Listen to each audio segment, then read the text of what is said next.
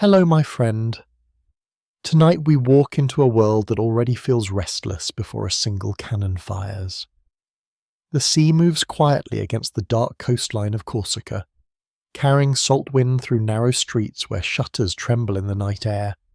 Somewhere beyond the harbour, dogs bark at nothing you can see. A church bell sounds once, then fades into the hills. You arrive in Ajaccio in the late 18th century, when the island still feels caught between worlds. Genoese rule is fading. French authority is new and awkward. Old loyalties remain alive inside family kitchens and crowded taverns where men lower their voices whenever soldiers pass outside. The streets smell of olive oil, paille, damp stone, and wood smoke. Laundry hangs overhead like tired flags. Nothing here suggests the future emperor of the Europe. Nothing here suggests millions of deaths, collapsing kingdoms, or endless marching columns disappearing into snow. Instead, you find a small boy with sharp eyes listening more than speaking. Napoleon Bonaparte is not born into greatness. He is born into uncertainty. His family belongs to the minor Corsican nobility, which sounds impressive until you notice how carefully everyone watches the household expenses. Pride survives more comfortably than money. His father, Carlo, carries ambition like a second coat. He studies law, navigates politics, flatters French officials when necessary, and quietly reshapes himself whenever power changes direction. Some later historians criticize him for opportunism. Others see a practical man trying to keep his family alive during political upheaval. Both may be true. His mother, Letizia, feels harder to misunderstand. Contemporary accounts describe her as disciplined, resilient, and emotionally controlled. She manages pregnancies, shortages, arguments, and household chaos with a calm severity that leaves deep marks on her children. You can almost hear the crowded rooms at supper. Spoons scraping bowls, younger children whispering, candle smoke drifting toward the stained ceilings. Napoleon watching everyone carefully while pretending not to. He grows up surrounded by stories of resistance. Corsica has recently fought for independence under Pasquale Paoli, whose name still carries emotional weight across the island. Even years later, people speak of him with the tenderness reserved for lost causes. The adults around Napoleon discuss betrayal often. Betrayal by foreign rulers, betrayal by elites, betrayal by changing alliances. Children absorb these conversations even when nobody notices. And so the boy develops early habits that will follow him through life. Observation, silence, suspicion, intense pride hidden beneath awkwardness. He is not especially charming as a child. Few witnesses describe him warmly. He argues easily, withdraws suddenly, and reacts badly to humiliation. Yet teachers also notice concentration, determination, a strange inward fire that appears whenever competition emerges. Soon France enters his life more directly. At 9 years old, Napoleon leaves Corsica for mainland schooling. The separation feels enormous. The journey itself carries emotional weight. Sea wind against the ship, wet rope, heavy clouds pressing low over dark water, a child leaving home without understanding how permanent departures can become. France does not welcome him gently. At military school in Brienne, he speaks French with a Corsican accent strong enough to invite mockery. His classmates notice his provincial manners and limited money immediately. Aristocratic boys can smell social weakness with astonishing efficiency. You stand beside him in cold corridors lined with stone walls. Winter drafts creep beneath doors. Boots echo across polished floors. Somewhere nearby, boys laugh at his pronunciation again. Napoleon retreats inward rather than breaking apart. He reads obsessively. History, geography, classical biography, accounts of generals and republics. He studies people who imposed order on chaotic worlds. Loneliness shapes him as much as education does. Some nights he walks alone through school grounds covered in frost while distant trees crack softly in the cold. Other students form friendships easily enough. Napoleon rarely does. He remembers insults too clearly. He stores grievances carefully. Yet isolation also sharpens ambition. When affection feels uncertain, achievement becomes safer territory. He excels at mathematics, which suits artillery work perfectly. Numbers obey rules. Cannon trajectories care little about noble birth or polished conversation. Precision offers dignity. There is something almost touching about the young Napoleon during these years, not because he seems destined for greatness, but because he seems painfully human, thin, defensive, homesick, desperate to matter, and France itself is changing beside him. The kingdom of Louis XVI appears stable from a distance, yet strain hides everywhere beneath the surface. Debt grows heavier after expensive wars and royal spending. Harvests fail unpredictably. Bread prices rise. Ordinary families feel anxiety tightening around daily life. You can sense this tension in Paris long before revolution begins openly. Bakers argue with customers. Pamphlets circulate secretly through cafes. Carriages splash muddy water across crowded streets where hungry labourers curse the nobility under their breath. The old order still stands, though it creaks constantly. Napoleon graduates into a military world that feels respectable on paper and deeply frustrated in reality. Promotion often depends upon birth rather than talent. Aristocrats dominate senior positions. Young officers without wealth learn patience quickly. He receives an artillery commission and moves through provincial garrisons where boredom becomes almost physical. Damp barracks, rain against windows, endless paperwork. Officers gambling late into the night because routine feels unbearable otherwise. During these years, Napoleon reads Rousseau passionately and writes awkward political essays nobody remembers. He dreams of Corsican independence, then gradually adjusts himself toward France when political realities shift again. This flexibility later unsettles critics. Was he deeply ideological or simply adaptable? Historians still debate the question. Perhaps Napoleon himself never entirely knew. What seems clearer is his hunger for purpose. He wants movement, recognition, escape from obscurity. And history, very quietly, is preparing exactly that. In 1789, news spreads across France with startling speed. Crowds gather, angry speeches multiply, the Bastille falls beneath smoke and confusion. Across cities and villages, ordinary people suddenly sense that fear itself has weakened. The revolution begins not as a clean narrative, but as noise. Bells ringing wildly. Printed declarations passed between shaking hands, rumours travelling faster than facts. Napoleon watches carefully. At first, the revolution appears hopeful to many ambitious young men. Old barriers may finally collapse. Talent might matter more than ancestry. The future suddenly feels unstable enough for reinvention. But instability carries its own appetite. And somewhere beyond the candlelit rooms and crowded assemblies of Paris, Europe is beginning to notice France with growing alarm.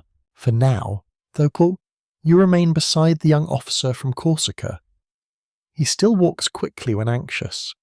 He still speaks with traces of the island in his voice. He still carries private humiliations beneath visible confidence. The legend does not exist yet. Only the man does. Only the cold barracks, the ink-stained fingers, the homesickness, the waiting. And outside his window, history slowly gathers like distant thunder over dark water. Paris feels different at dawn now. Not peaceful, never peaceful. The city wakes like a feverish patient turning beneath heavy blankets. Restless even before the streets fill with carts and shouting vendors. Rainwater collects in uneven stones. Smoke rises from bakery chimneys. Somewhere along the Seine, a boatman curses at tangled rope while church bells struggle through low grey clouds. You move through narrow streets carrying the smell of stale wine, horse manure, damp wool, and fresh bread that many families can no longer afford regularly. Hunger has become part of conversation itself.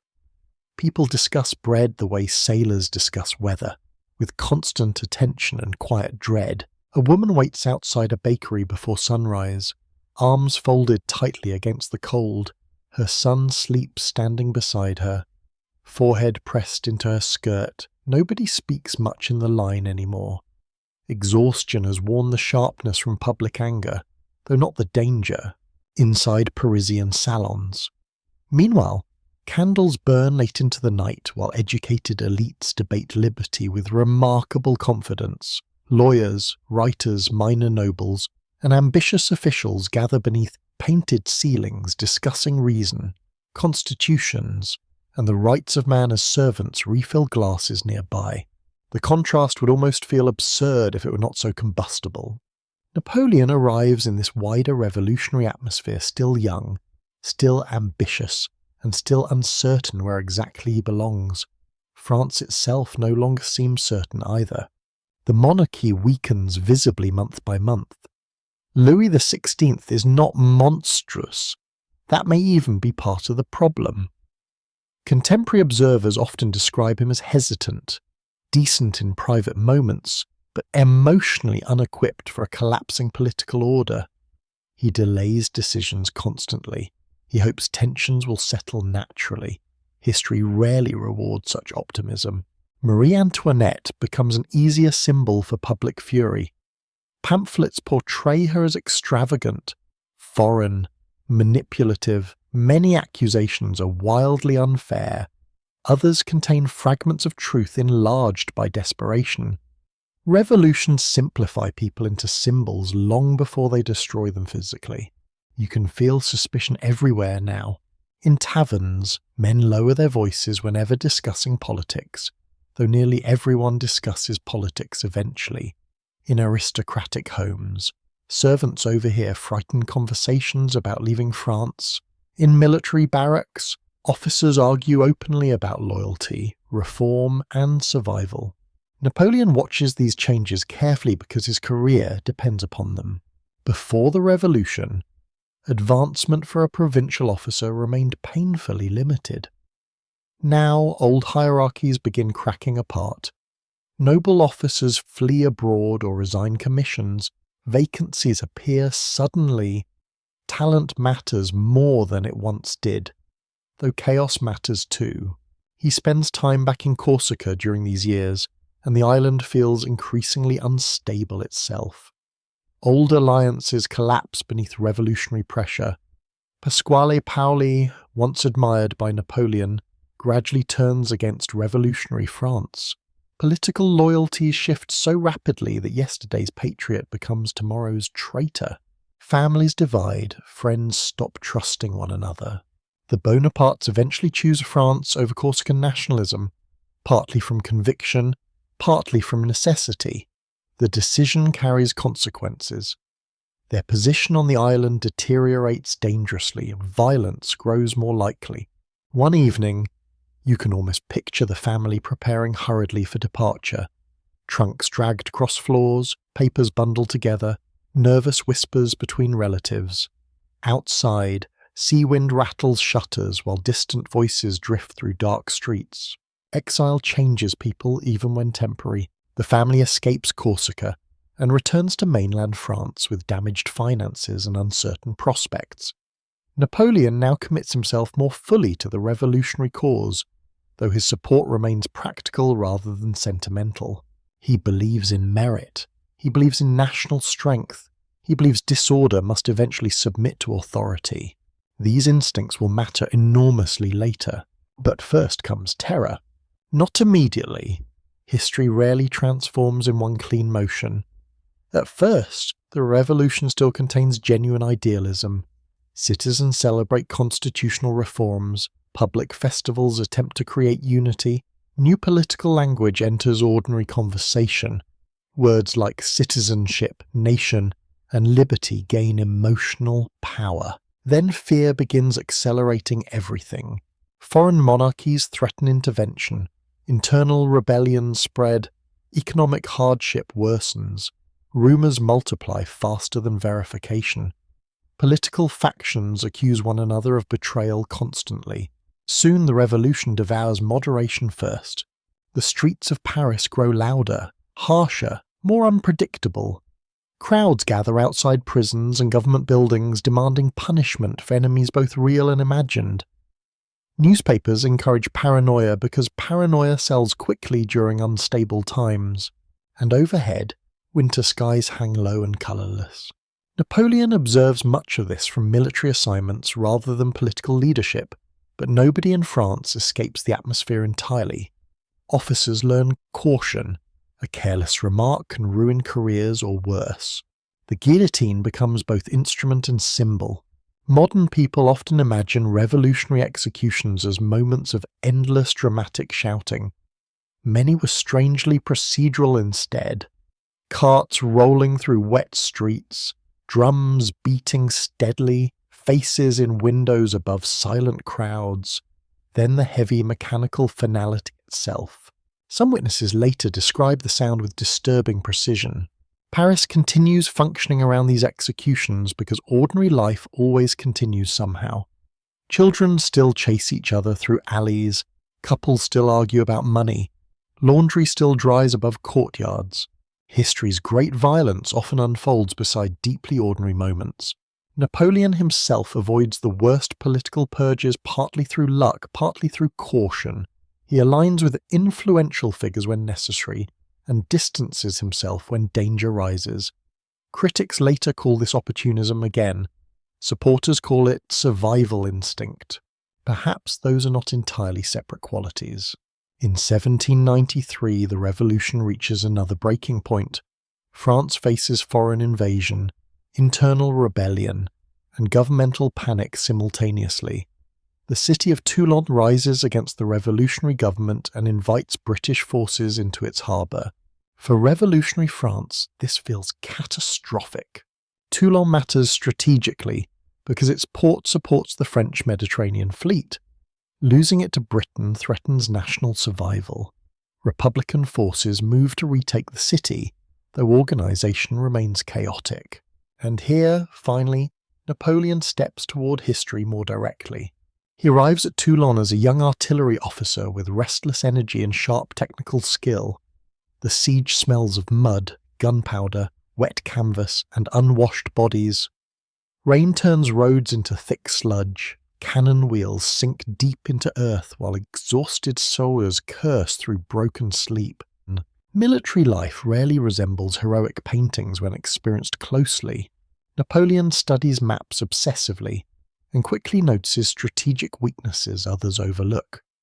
He argues aggressively for concentrating artillery against key British positions overlooking the harbour. Disparates, senior commanders hesitate at first. Young officers are not expected to sound so certain, but France desperately needs success. One cold evening, soldiers drag heavy cannons uphill through darkness while boots slide across wet ground. Men strain against ropes with raw hands. Horses breathe steam into freezing air. Somewhere nearby, someone laughs suddenly at nothing important, simply because exhaustion makes human emotion unpredictable. Napoleon works constantly during the siege. Witnesses describe his intensity vividly. He sleeps little, eats irregularly, demands relentless effort from others while ignoring discomfort himself. There is ambition in this, certainly, but there is also genuine competence. When the Republican assault finally succeeds, British forces evacuate Toulon under fire. The harbour burns behind them. Smoke rolls across black water. Ships explode in sudden orange light against the night sky. France celebrates desperately needed victory.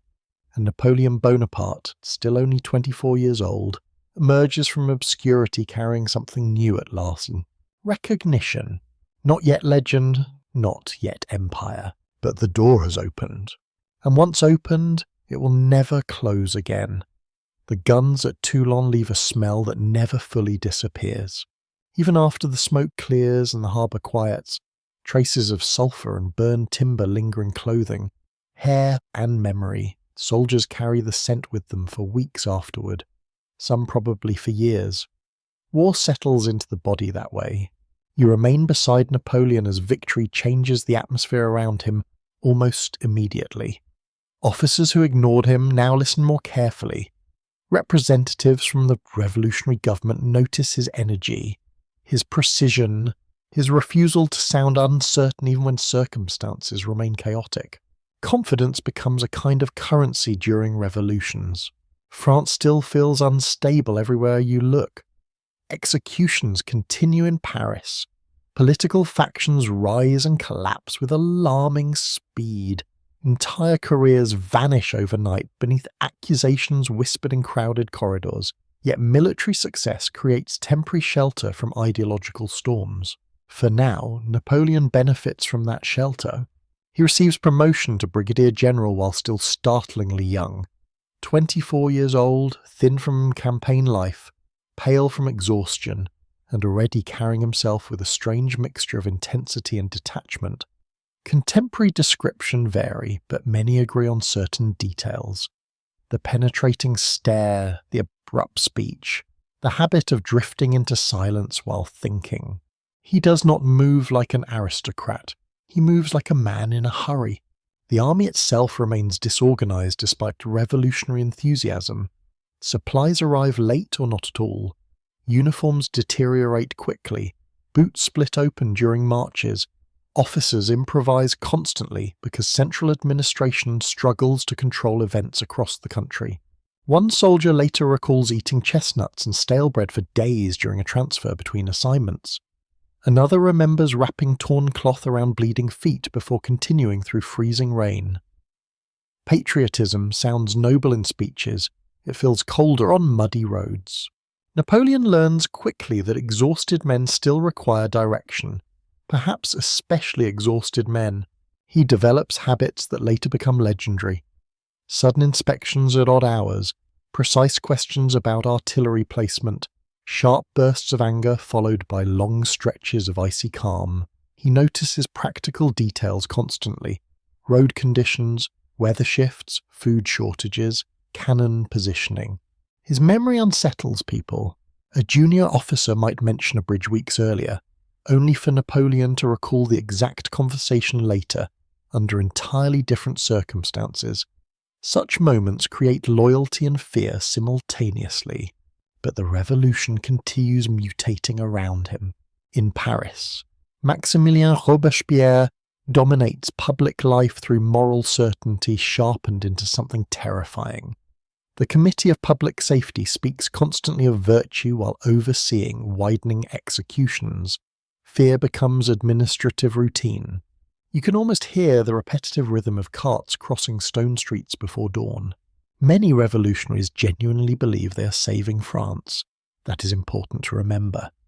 The terror does not emerge purely from cruelty. It grows from panic, ideological rigidity, and the belief that extraordinary danger justifies extraordinary violence. Still, violence changes those who wield it. Napoleon becomes associated briefly with Augustin Robespierre, brother of the more famous Maximilian. This connection nearly destroys him when the political tide shifts suddenly in 1794. The fall of Robespierre arrives with astonishing speed. One day he appears untouchable.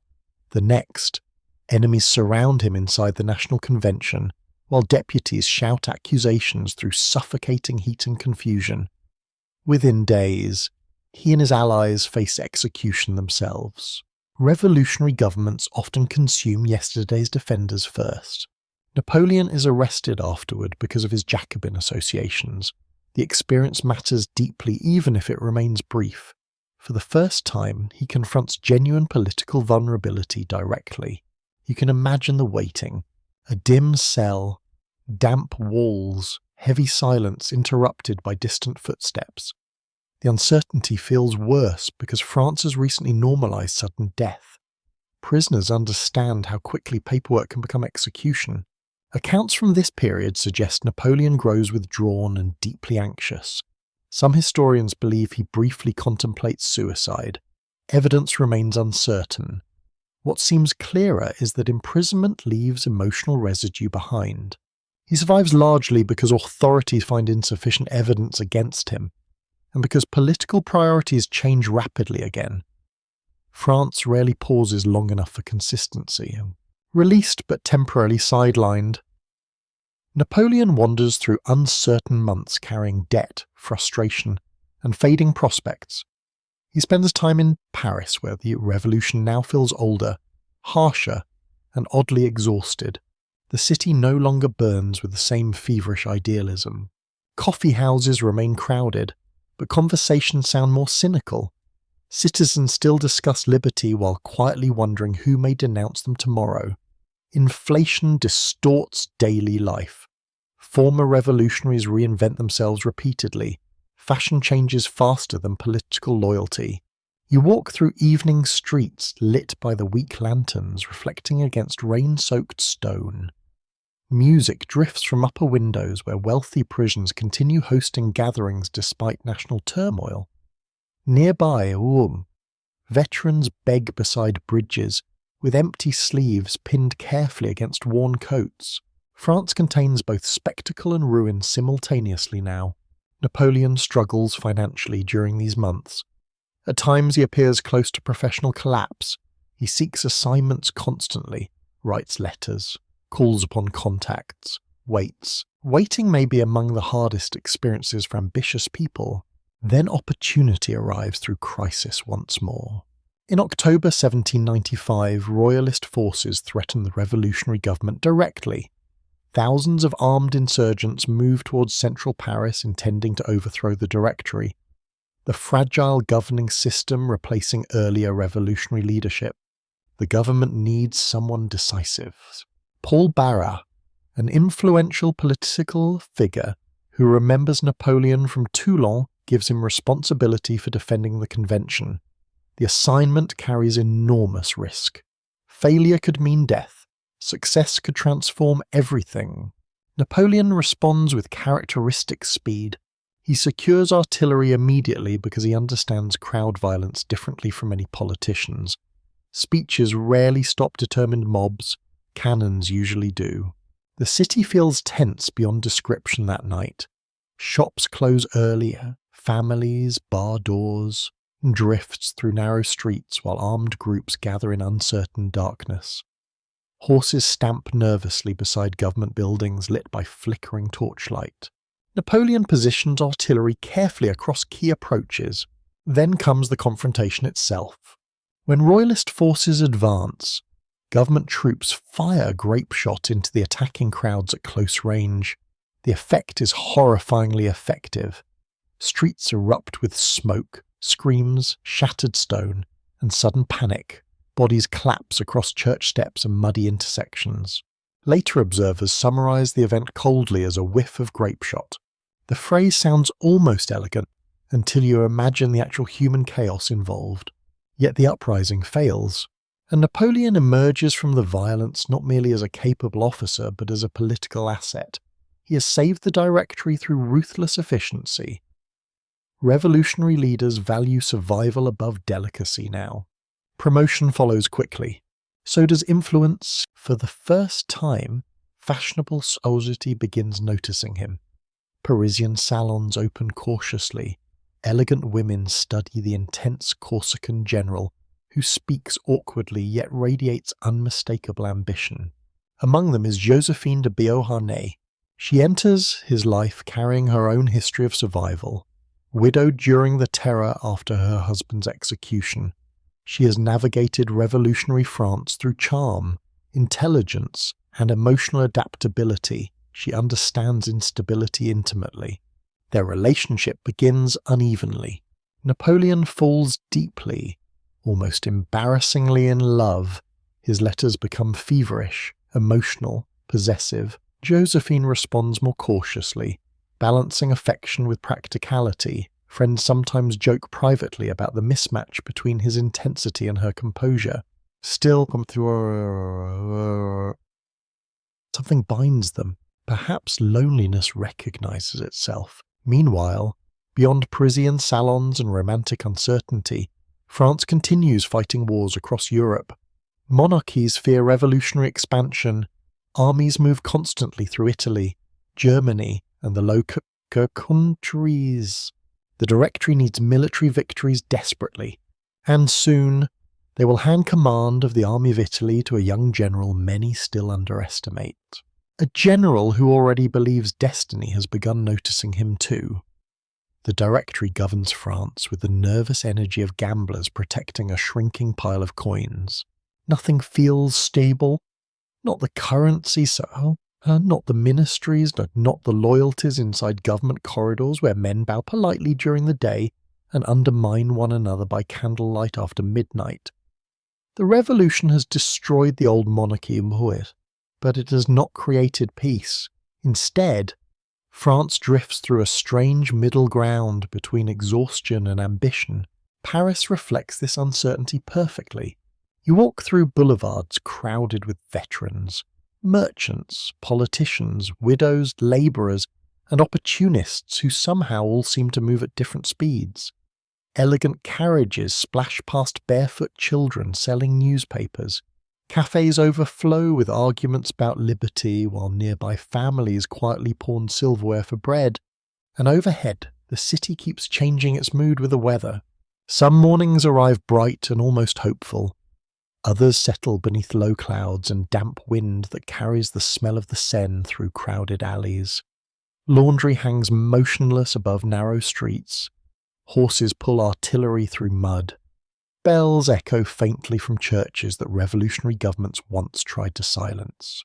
Napoleon moves through this atmosphere quickly now, no longer obscure yet not fully secure either. His suppression of the royalist uprising has made him valuable to the Directory.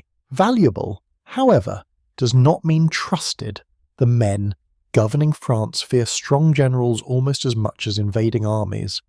Revolutionary politics has taught everyone to suspect ambition in others while excusing it in themselves. Still, military success remains the government's best hope for survival. France fights coalitions of European powers determined to contain revolutionary influence. Austria remains a major threat. Britain dominates the seas. The wars stretch endlessly across borders ordinary citizens barely understand. The army of Italy appears particularly hopeless. Poorly supplied and chronically neglected. It sits along the southeastern frontier facing Austrian and Piedmontese forces. Soldiers lack food, shoes, horses, and confidence. Officers complain constantly. Desertion spreads easily among men who feel forgotten by Paris. So naturally, the Directory appoints Napoleon Bonaparte to command it. Partly because Barras supports him. Partly because his energy seems useful. Partly because sending ambitious generals away from Paris feels politically convenient. Napoleon arrives in Italy during the spring of 1796 and immediately shocks the army through sheer force of will. The soldiers expect another polished official delivering patriotic speeches from horseback. Instead, they encounter a lean commander who moves restlessly through camps inspecting conditions personally. He notices broken wagons, empty supply crates, sick horses, torn uniforms. He also notices hunger. One veteran later recalls Napoleon standing beside campfires speaking directly to exhausted troops whose coats smelled of smoke, sweat, and rain-soaked wool. His words are simple, practical, almost intimate. "You are naked and ill-fed," he tells them. "I will lead you into the most fertile plains in the world." It is partly manipulation, of course, but it is effective manipulation because the men believe he sees them clearly, and perhaps he does. Napoleon understands morale instinctively. Soldiers endure extraordinary hardship when convinced suffering may lead somewhere meaningful. Meaning matters nearly as much as food. The campaign begins fast and stays fast. Speed becomes Napoleon's signature before Europe fully recognizes it. While opposing armies move cautiously according to older traditions, he concentrates forces rapidly, strikes isolated enemies, and refuses to allow opponents time for coordination. You move with the army across northern Italy through rain, mud, mountain passes, and villages stunned by sudden war. Cannon wheels grind against stone roads, horses stumble from exhaustion. Officers study damp paper maps beneath flickering lantern light while distant thunder rolls across dark hills. Campaign life strips away illusion quickly. Men sleep beside dead mules because there is no better shelter. Uniforms stiffen with dirt and sweat. Bread grows mouldy in supply carts. Surgeons work through the night surrounded by blood-soaked cloth and exhausted silence. Napoleon drives everyone relentlessly because he believes momentum itself creates victory. Sometimes he rides for hours without speaking. Other times he erupts into rapid instructions that leave aides scrambling behind him. He remembers terrain constantly. A bridge, a hill, a river crossing glimpsed briefly days earlier. These details accumulate inside his mind until battlefields begin feeling almost architectural to him. And the victories come. Montenotte, Lodi, Arcole, Rivoli. To later generations, the names blur together beneath the larger legend. But for soldiers present during those campaigns, each victory carries physical memory attached to it. At Lodi, French troops advance across a narrow bridge under heavy Austrian fire. Smoke thickens above the river. Cannonballs smash splinters from wooden railings. Men fall screaming into shallow water, while officers shout themselves hoarse trying to maintain movement. Napoleon later presents the battle as a turning point in his destiny. Historians debate how decisive it truly was militarily, yet psychologically it matters enormously. Because somewhere amid gunpowder, smoke and flying debris, he begins believing fully in his own exceptionalism. Success changes people quietly at first. He grows more confident in issuing orders, more impatient with hesitation, more convinced that audacity can overwhelm caution. Subordinates notice the shift, so do enemies. Italian civilians notice something else entirely. The French arrive, proclaiming liberation from old monarchies, yet armies require food, money, horses, and shelter regardless of ideology. Local populations often experience revolutionary occupation as a confusing mixture of reform and extraction. One village welcomes French troops with music and wine. Another hides valuables before soldiers enter. Priests worry about anti-clerical policies spreading from France. Merchants adapt pragmatically. Farmers mostly want armies gone altogether. War always sounds grander from capitals than from kitchens. Still, Napoleon's reputation expands rapidly across Europe. Newspapers print his victories. Politicians in Paris celebrate desperately needed success. Artists begin shaping his image into something heroic before events even finish unfolding. He encourages this carefully. Bulletins from the army exaggerate her triumphs, minimize setbacks, and portray Napoleon as both military genius and revolutionary saviour.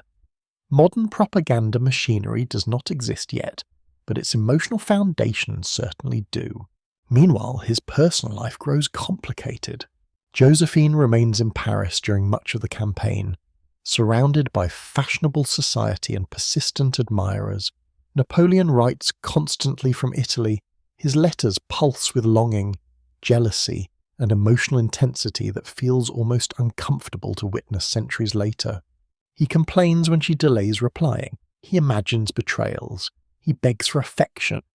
The future emperor of Europe spends many evenings waiting anxiously for mail. That detail matters somehow. Because beneath ambition and military brilliance, Napoleon still fears abandonment deeply. Childhood insecurity survives beneath public confidence like hidden scar tissue. And Italy keeps feeding his ambitions. Cities surrender. Wealth flows toward France. Art treasures are seized and transported across the Alps. Revolutionary ideals blend uneasily with imperial appetite. The distinction between liberation and conquest already grows blurry. Some Italian intellectuals welcome French reform sincerely. Others watch foreign troops remove paintings and silver while speaking grandly about freedom. Contradictions follow every empire eventually. By 1797, Austria seeks peace after repeated defeats. Napoleon negotiates aggressively, often ignoring instructions from Paris when they seem inconvenient. The young general now behaves less like a servant of the government and more like an independent political force. The Directory notices this with growing unease. France celebrates him wildly anyway, and as crowds cheer his victories beneath waving flags and ringing bells, Europe begins understanding something alarming. The revolution has produced not only chaos, it has produced Napoleon Bonaparte. Victory changes the texture of Napoleon's life so quickly that even he sometimes seems startled by it. Only a few years earlier, he drifts through uncertain military assignments, worrying about money and relevance. Now crowds gather to watch his carriage pass through Paris. Newspapers praise his brilliance with exhausting enthusiasm. Painters soften his features into something more noble than reality. Fame arrives like strong wine, warm at first, then intoxicating. You return with him to France in late 1797 as winter settles across the countryside. Frost clings to bare branches outside village inns, chimneys breathe smoke into pale skies. Along muddy roads, veterans limp home beside supply wagons while farmers pause work briefly to watch soldiers pass. The Republic celebrates triumph, yet fatigue hangs beneath the celebrations. France has fought almost continuously since the revolution began. Thousands of families now carry private grief hidden behind patriotic language. Wives keep unopened letters tied carefully in drawers. Mothers scan crowds unconsciously whenever returning troops appear in town squares. War reshapes ordinary emotional life long before history books describe borders changing. Napoleon notices exhaustion around him, though not always compassionately. He believes France survives through strength, momentum, and national will. Weakness unsettles him. Hesitation irritates him almost physically. The Directory, meanwhile, fears him increasingly. Its members understand political danger intimately, because most have survived years of purges, conspiracies, and collapsing governments. They see what military glory can become when attached to an ambitious man adored by soldiers and the public alike, so they search for ways to occupy him safely. Invading Britain directly appears impossible because the Royal Navy dominates the Channel.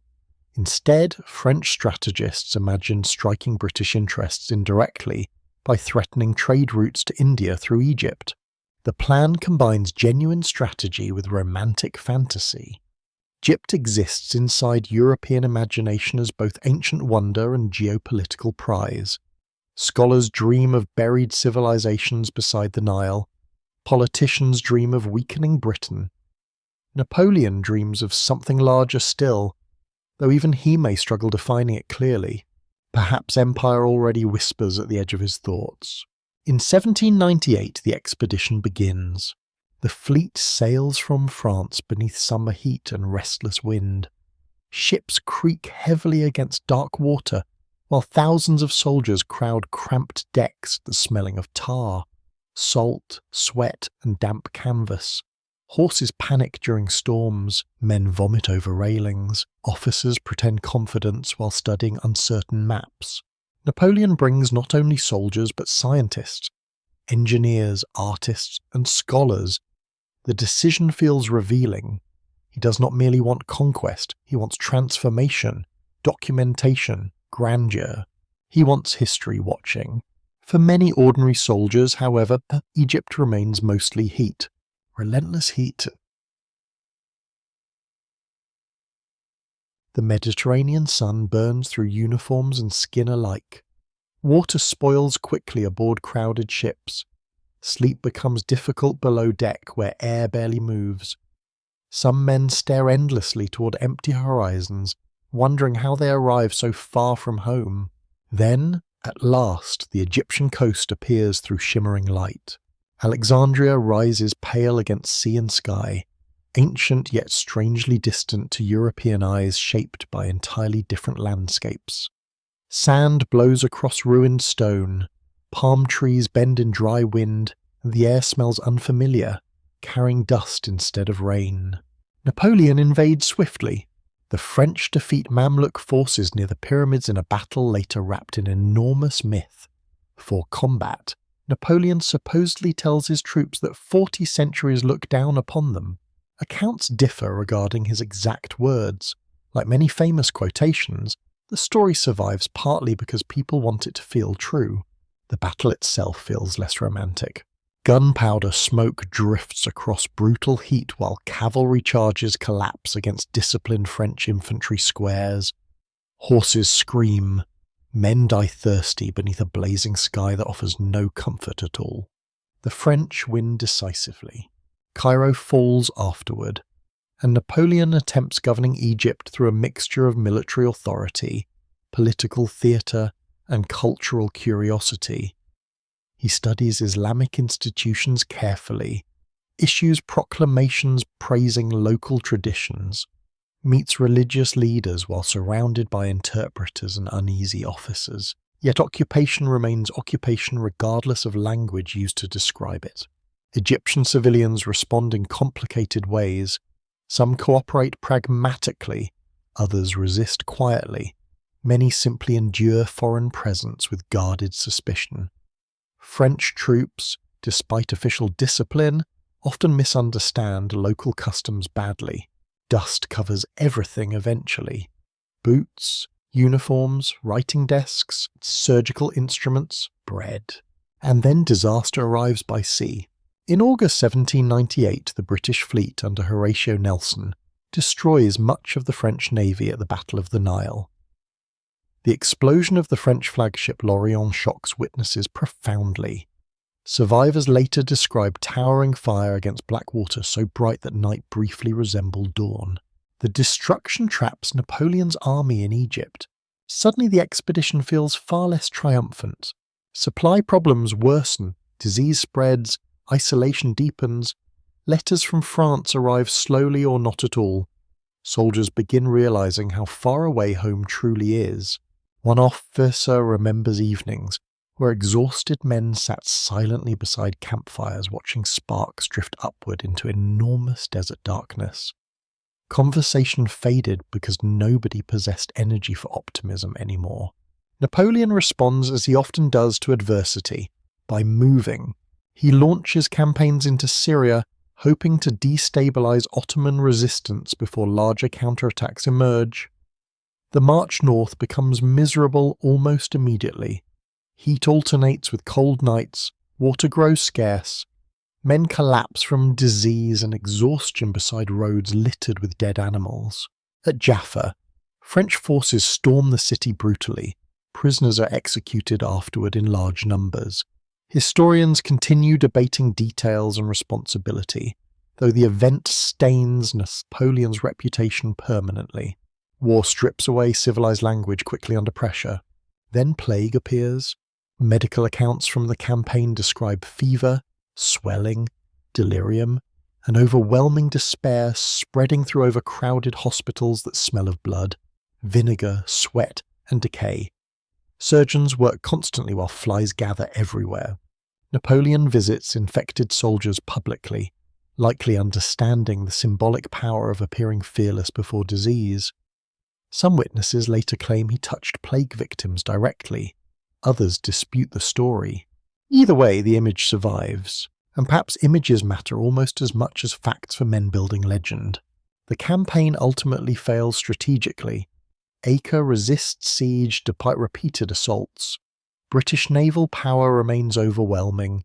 Ottoman resistance strengthens rather than collapses. Napoleon understands the situation more clearly than many subordinates.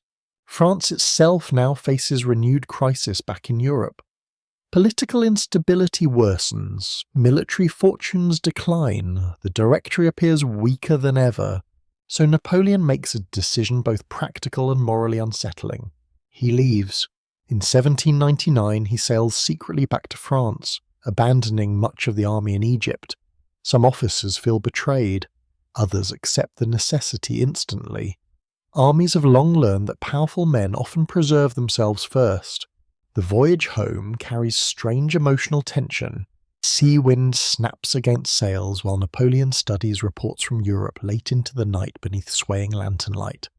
He knows France needs strong leadership. He also knows he intends to provide it. The young general who once sought recognition now thinks in entirely larger terms.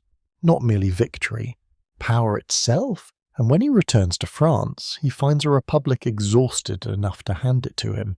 France feels tired when Napoleon returns. Not defeated exactly, not broken, but worn thin in ways visible almost everywhere you look. The revolution has lasted a decade now, and entire generations have grown accustomed to instability as part of ordinary existence. Governments rise and collapse so frequently that many citizens stop believing permanence exists at all. Paris still sparkles at night because cities often continue performing confidence long after confidence itself disappears. Carriages rattle through wet streets outside theatres crowded with officials, financiers, officers, and fashionable women dressed in expensive fabrics imported through uncertain trade routes. Music drifts from open windows, candles glow warmly against polished mirrors.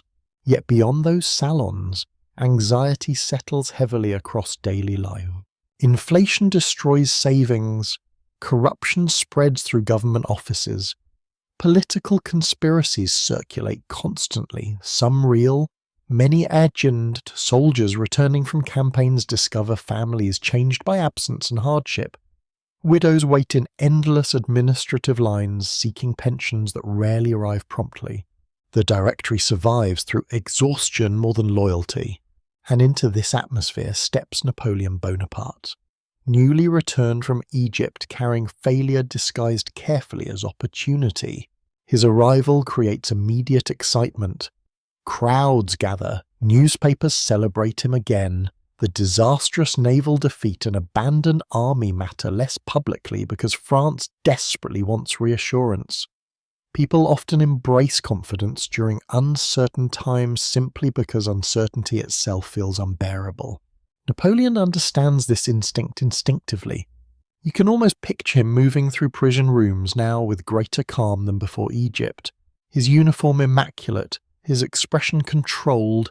He listens more carefully than he speaks, which only increases his presence. Politicians project their hopes onto him because he rarely interrupts them long enough to correct those hopes.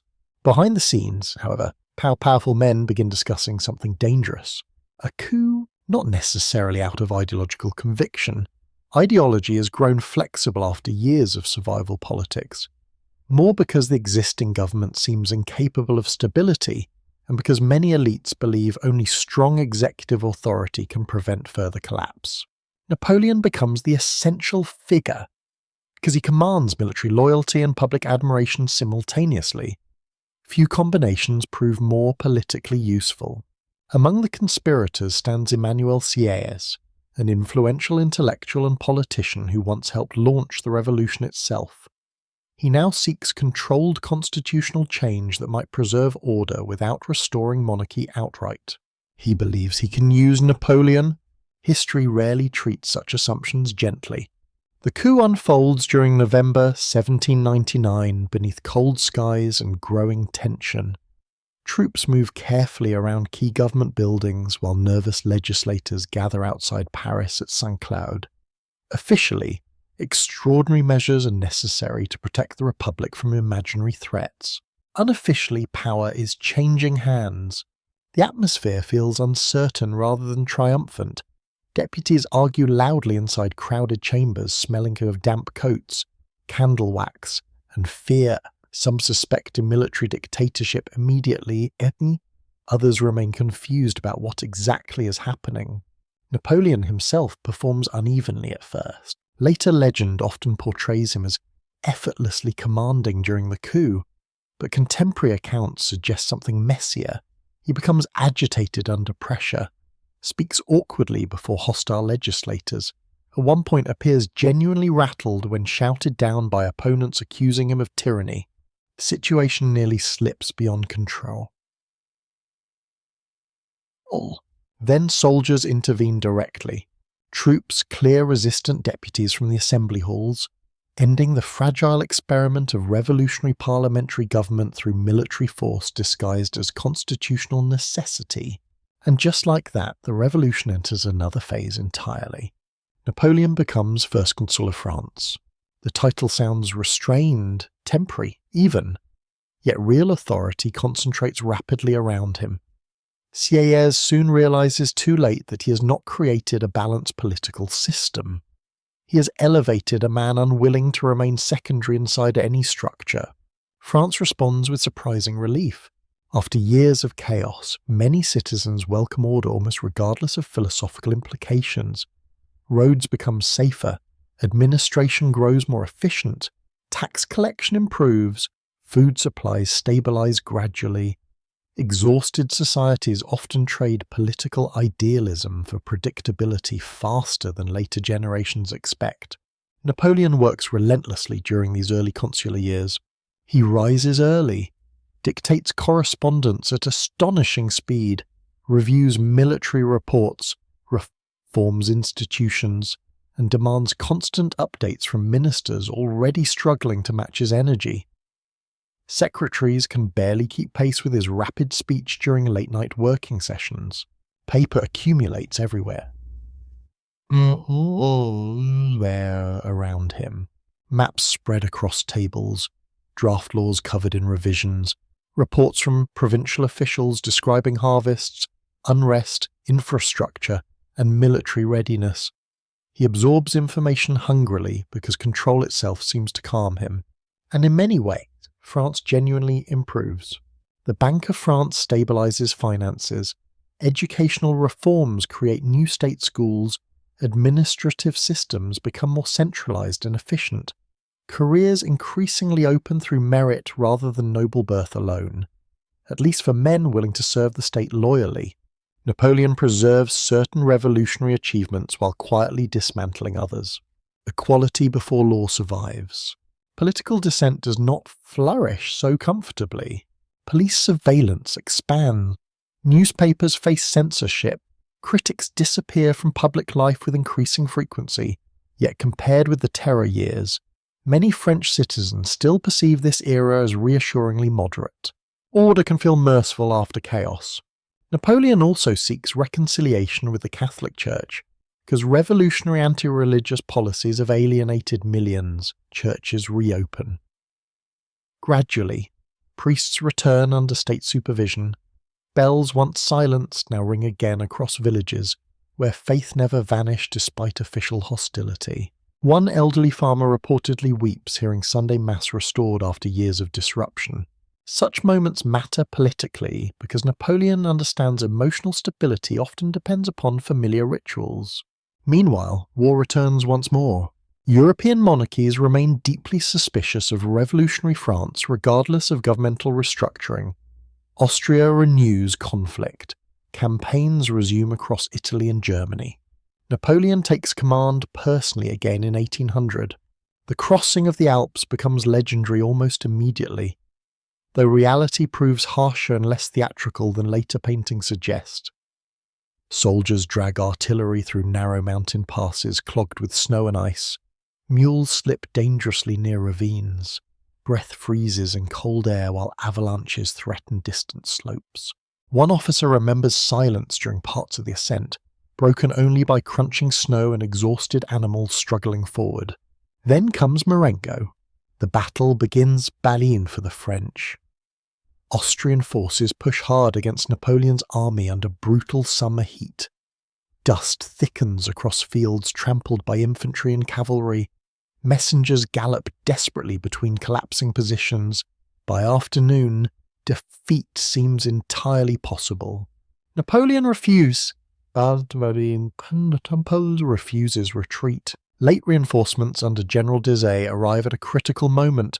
Counterattacks reverse the battle dramatically. Austrian lines collapse into confusion just as victory appeared certain. Dizet dies during the fighting. Napoleon mourns him sincerely, perhaps because he recognizes rare competence in others, perhaps because triumph often tastes strangely hollow beside fresh death. Marengo transforms everything politically.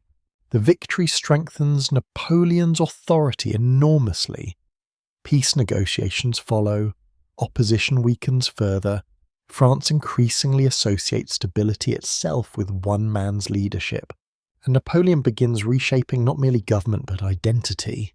Portraits spread across public buildings, official ceremonies grow more elaborate, loyalty shifts gradually from abstract republic toward personal rule. The transition happens slowly enough that many barely notice it occurring. Until one day they do, because revolutions often end not with restoration of the old world, but with the creation of entirely new forms of power wearing familiar human faces. And Napoleon's face is now everywhere in France, watching, directing, ascending. Power settles around Napoleon gradually, then all at once. At first, France still speaks the language of republican government. Official documents praise liberty. Public ceremonies honour the revolution. Ministers insist the nation remains protected from dictatorship. Yet beneath the formal language, authority narrows steadily toward one man. You feel it in small details before grand declarations arrive. Officials pause nervously before disagreeing with him. Newspapers praise him with increasing caution and increasing frequency. Crowds gather outside government buildings, hoping merely to glimpse his carriage passing through morning fog.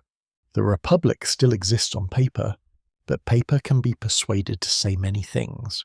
Paris itself seems calmer now than during the worst revolutionary years. Markets function more reliably, crime declines, roads improve, wealth begins returning cautiously to public life, cafes refill with a conversation less fearful than before, though still careful. People laugh again in theatres without glancing constantly toward exits. After chaos, stability feels almost luxurious. Napoleon cultivates this atmosphere deliberately. He understands political legitimacy emotionally as much as intellectually. Citizens who sleep safely become less interested in abstract constitutional debates, and he never stops working.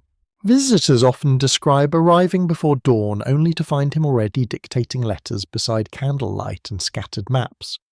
He moves quickly between conversations, impatient with delay, intolerant of vagueness. Secretaries struggle to match his pace. Ministers leave meetings exhausted. Yet there are quieter moments too. Some evenings he walks through the Tuileries gardens beside Josephine, while distant carriage wheels echo across wet streets beyond the palace grounds. The marriage remains emotionally uneven. Napoleon loves intensely and suspiciously. Josephine loves more ambiguously, shaped by survival instincts formed during the Terror. She worries constantly about losing his affection because she cannot give him children. He worries constantly about losing control over anything at all. Their household reflects the strange new France taking shape around them.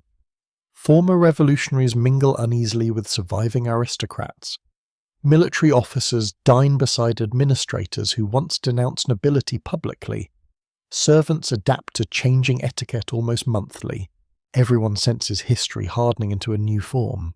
In 1802, Napoleon becomes first consul for life after a national plebiscite delivers overwhelming support. The vote is carefully managed. Certainly, yet genuine popularity exists too. Many French citizens believe only Napoleon can preserve order while protecting revolutionary gains from foreign enemies and internal collapse. He now stands in an unusual position, neither king nor ordinary republican leader. Something else. And Europe watches nervously.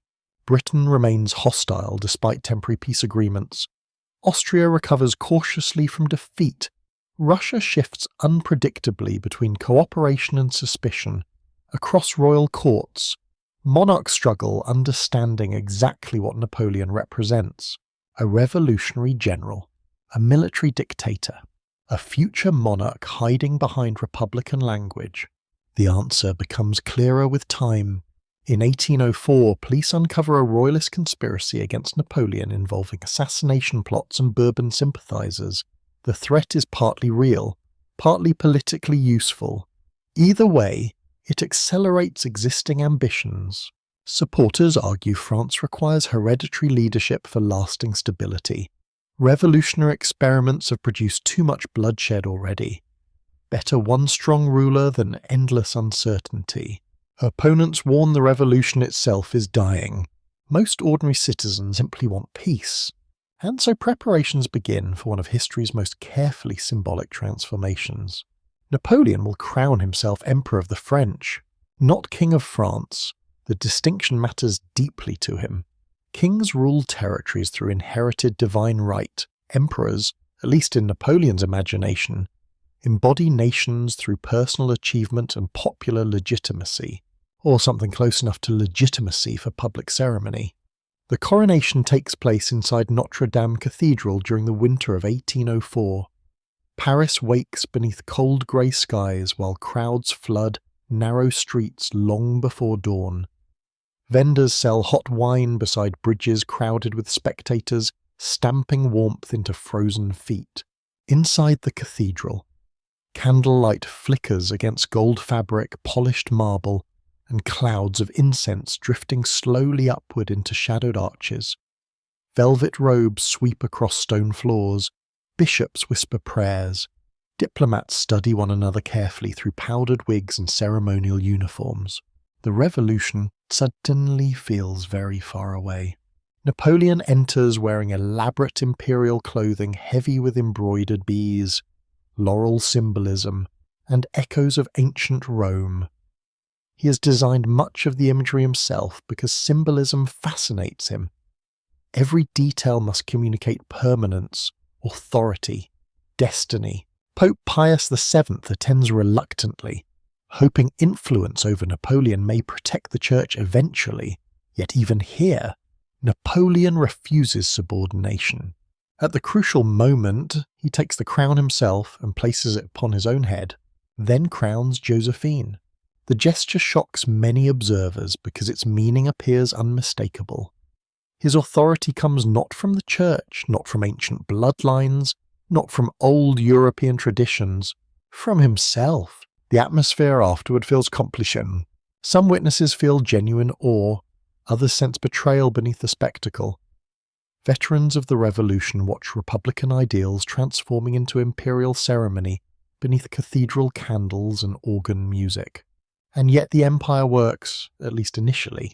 Administration grows stronger, infrastructure improves, economic confidence increases, France appears disciplined, energetic, modern. Napoleon's legal reforms prove especially lasting.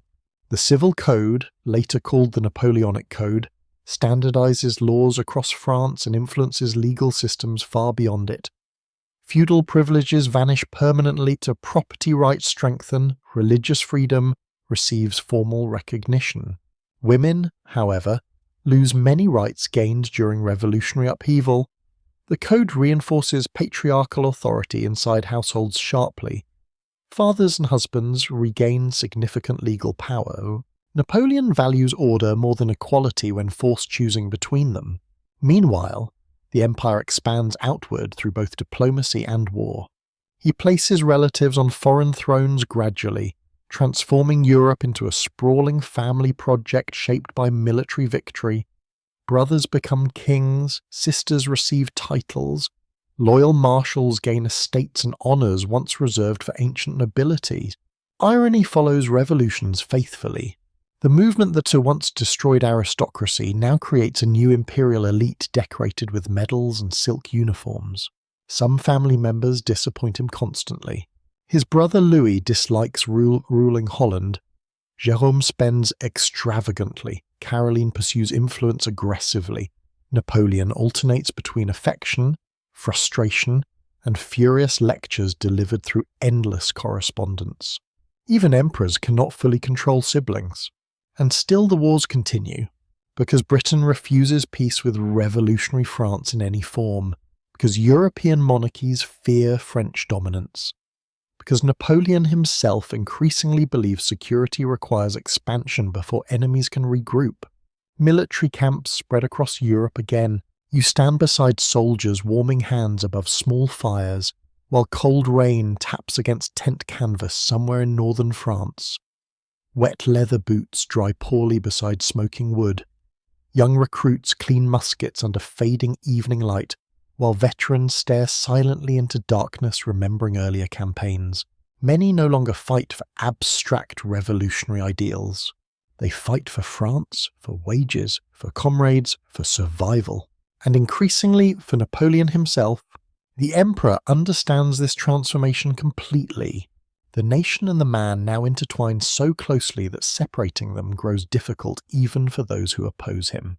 which makes the next war far more dangerous than the last, because Europe is preparing another coalition, and Napoleon, crowned and confident, believes he can defeat them all. Europe watches Napoleon the way nervous neighbours watch fire spreading across dry grass. Not with simple hatred alone, there is fear, certainly, resentment too, but also fascination. Courts that publicly condemn the French emperor still study him obsessively behind closed doors. Diplomats analyse his campaigns, officers copy his military methods, even enemies begin measuring time by his victories. The empire grows larger each year, and with growth comes performance. Ceremony matters now. You move through imperial Paris beneath banners, polished helmets, and carefully choreographed displays of authority meant to reassure France while intimidating Europe. Trumpets echo through palace courtyards. Silk rustles softly during receptions lit by enormous chandeliers. Servants glide between ambassadors carrying silver trays and unreadable expressions. Napoleon thrives inside this world more naturally than many expected. Years earlier, aristocrats mocked his Corsican accent and awkward manners. Now ancient noble families bow before him because power rearranges social instincts quickly. He studies etiquette carefully, though impatience still flashes through polished surfaces whenever conversations waste time. Josephine understands court life far better. She softens rooms that might otherwise feel purely administrative. Guests remember her warmth, her elegance, the subtle grace with which she navigates personalities constantly orbiting Napoleon's intensity.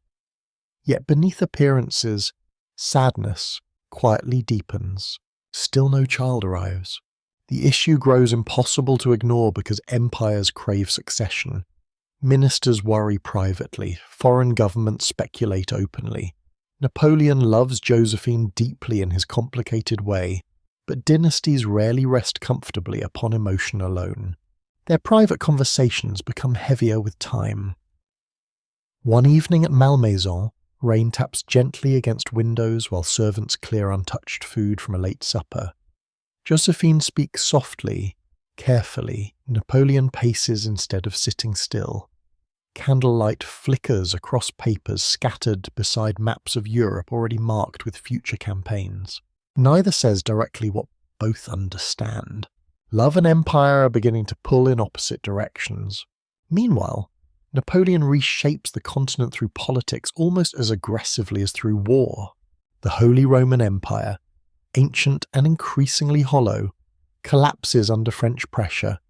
German states reorganize into the Confederation of the Rhine, effectively placing large sections of Central Europe beneath French influence. Italy becomes a patchwork of kingdoms and satellite states tied to Paris through loyalty, fear, or family connection. Napoleon distributes crowns like military rewards. His brother Joseph becomes King of Naples. Louis rules Holland unhappily. Murat, brilliant cavalry commander and husband to Napoleon's sister Caroline, receives territory and status beyond anything imagined during his modest upbringing. Around Europe, old aristocracies react with disbelief. A Corsican artillery officer now decides who governs kingdoms. Yet ordinary people often experience these changes differently than royal courts do. In parts of Germany and Italy, French reforms dismantle feudal restrictions that had burdened peasants for generations. Legal equality expands for some populations. Administrative modernization improves taxation, roads, and education. Jewish communities gain rights previously denied under older systems. French domination humiliates nations while simultaneously spreading revolutionary reforms. History enjoys such contradictions. Still, occupation carries costs regardless of progressive language surrounding it. Taxes rise, young men face conscription, local economies bend toward French military needs, foreign soldiers fill town squares and taverns from Madrid to Warsaw. One innkeeper in northern Italy later remembers French officers speaking loudly over midnight wine, while exhausted villagers waited outside hoping for payment delayed again. Empires rarely feel abstract to occupied populations, and Britain remains unconquered. The sea itself seems to protect the island kingdom. Royal Navy blockades restrict French trade while British gold finances coalition after coalition against Napoleon. The emperor responds with increasing frustration because naval weakness limits his dreams profoundly. He briefly prepares invasion plans across the Channel coast. Thousands of soldiers gather near Boulogne beneath endless rain and sea wind. Camps stretch across muddy hillsides crowded with horses, artillery, cooking fires, and restless anticipation. Soldiers practice embarkation drills repeatedly while staring toward England hidden somewhere beyond grey water. Some nights you can hear waves striking shore beneath distant military music drifting through wet air. But the invasion never comes. In 1805, Admiral Nelson destroys the combined French and Spanish fleets at Trafalgar. The battle unfolds far offshore, yet consequences echo everywhere. Britain secures naval dominance decisively. Napoleon will never control the seas. Nelson dies during the victory. His body returns to Britain preserved in brandy while church bells ring across London in mourning and triumph simultaneously. Napoleon reacts coldly in public, though privately he understands the magnitude of the defeat immediately. If he cannot defeat Britain directly, he will defeat its allies instead. And Europe obliges him by forming another coalition. Austria and Russia mobilize together against France. Armies move across Central Europe through autumn mud and gathering cold. Villages fill with marching troops carrying muskets slick from rain and long roads. Farmers watch silently from doorways while officers unfold maps across tavern tables smelling of smoke and spilled beer. Napoleon responds with astonishing speed once again. The Grande Armée now represents the most formidable military force Europe has seen in generations. Veterans from earlier campaigns march beside young recruits shaped entirely by revolutionary France. Corps move independently yet coordinate rapidly. Officers rise through merit more often than birth. The army carries enormous confidence. Perhaps too much. Still, confidence wins battles often enough. In October 1805, French forces surround and capture an Austrian army at Ulm through manoeuvre rather than massive bloodshed. Thousands surrender, almost stunned by how completely Napoleon has outpositioned them. Then the campaign drives onward toward Moravia. Winter approaches Kippel, across the countryside. Morning frost whitens fields where abandoned wagons sink into frozen mud. Soldiers wrap damp blankets tighter around shoulders, while campfires crackle weakly against darkening skies.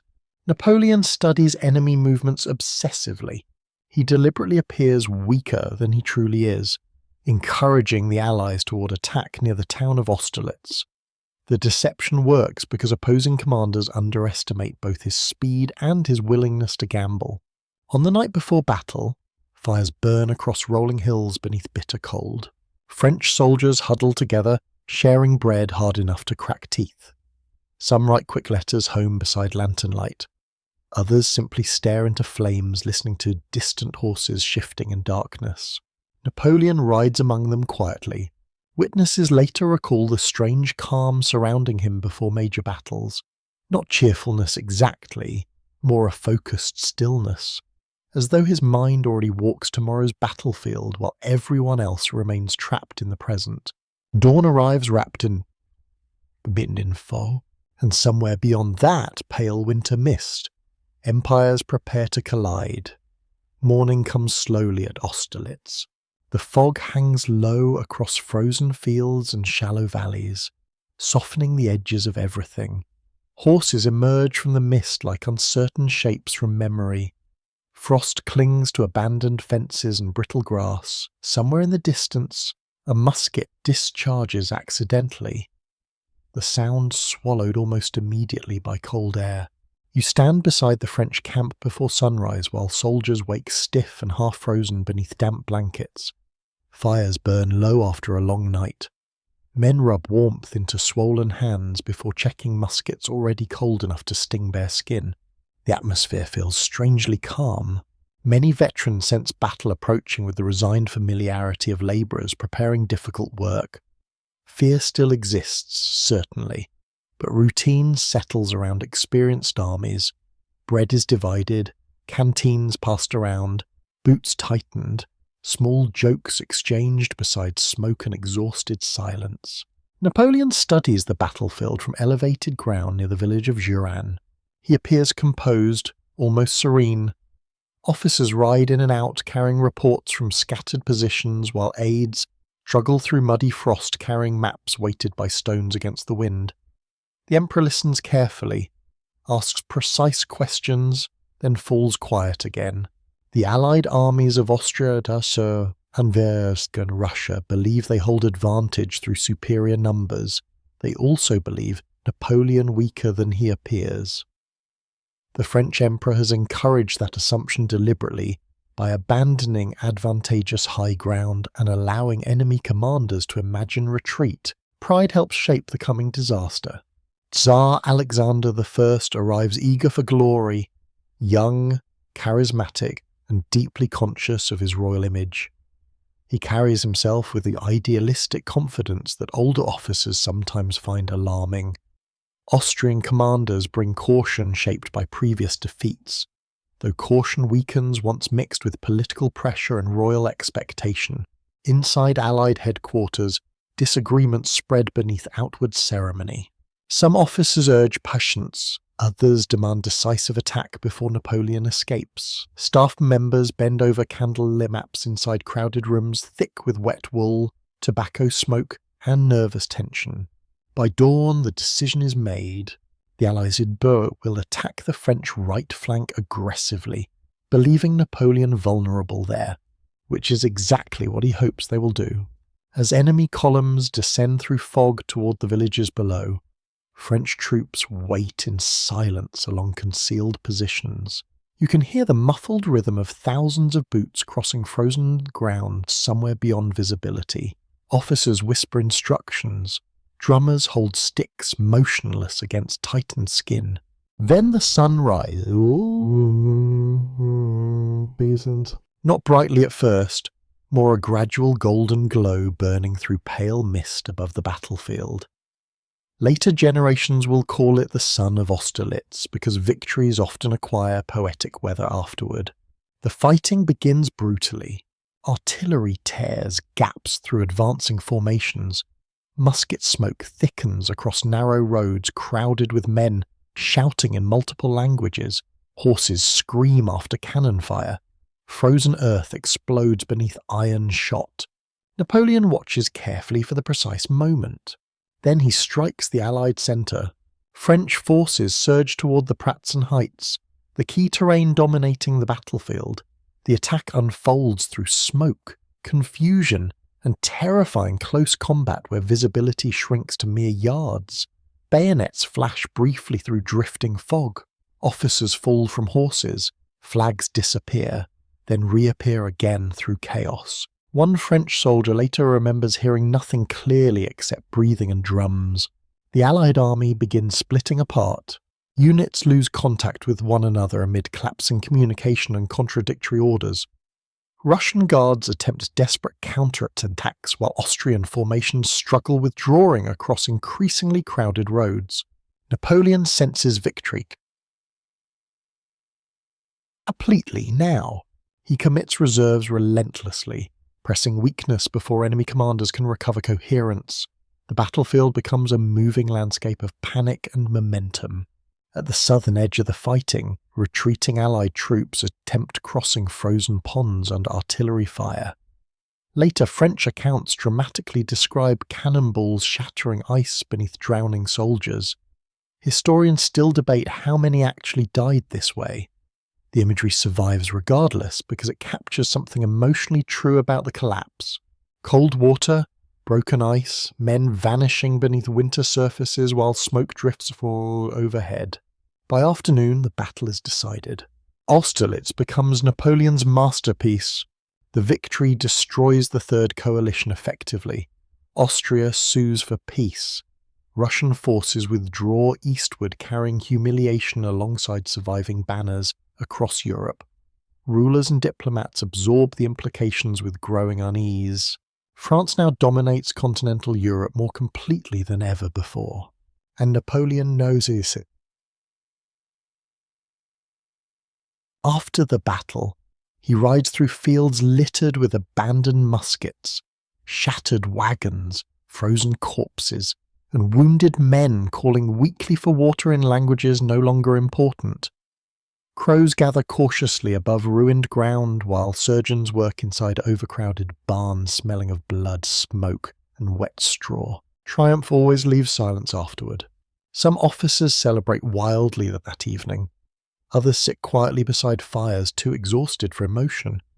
Veterans understand victory means survival more than glory. Napoleon himself appears reflective after major battles sometimes.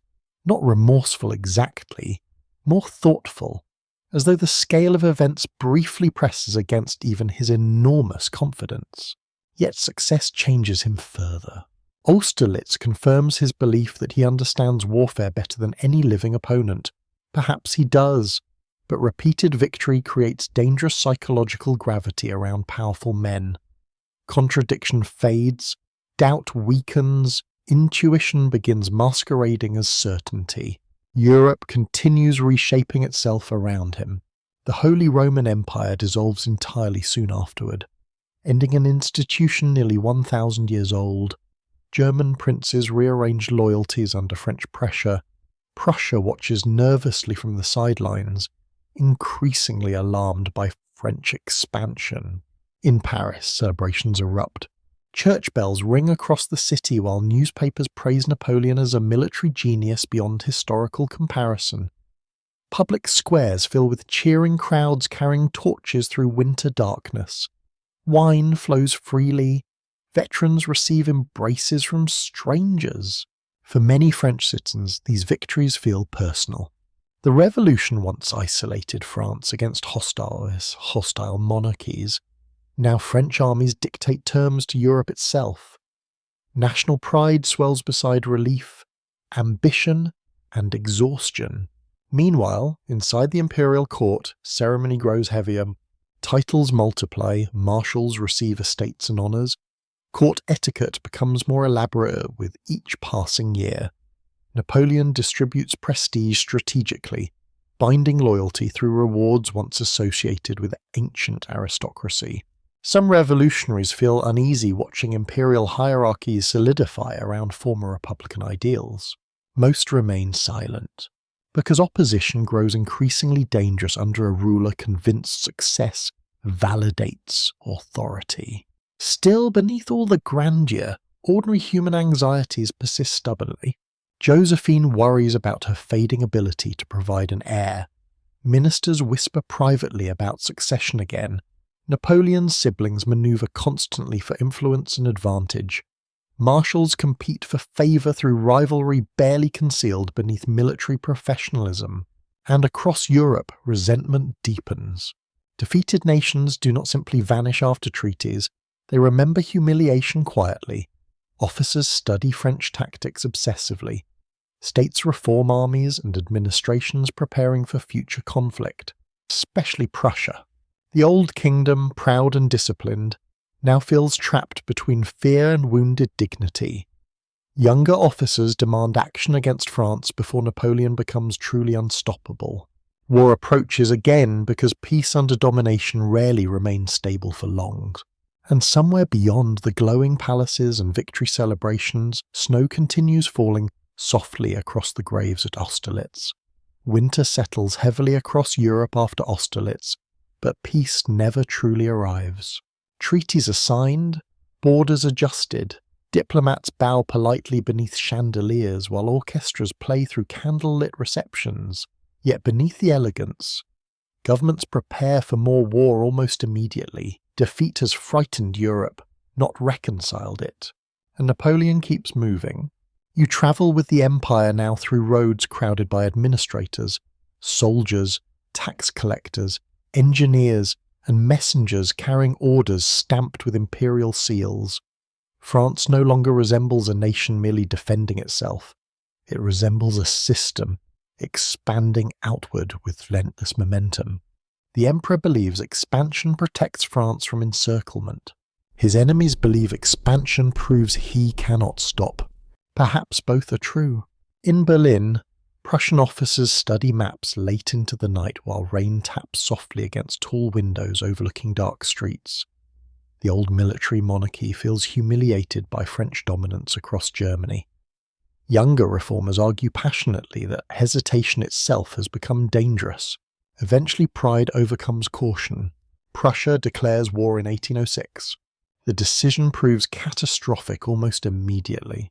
Napoleon responds with characteristic speed, driving the Grande Armée northward before Prussian commanders fully coordinate their movements.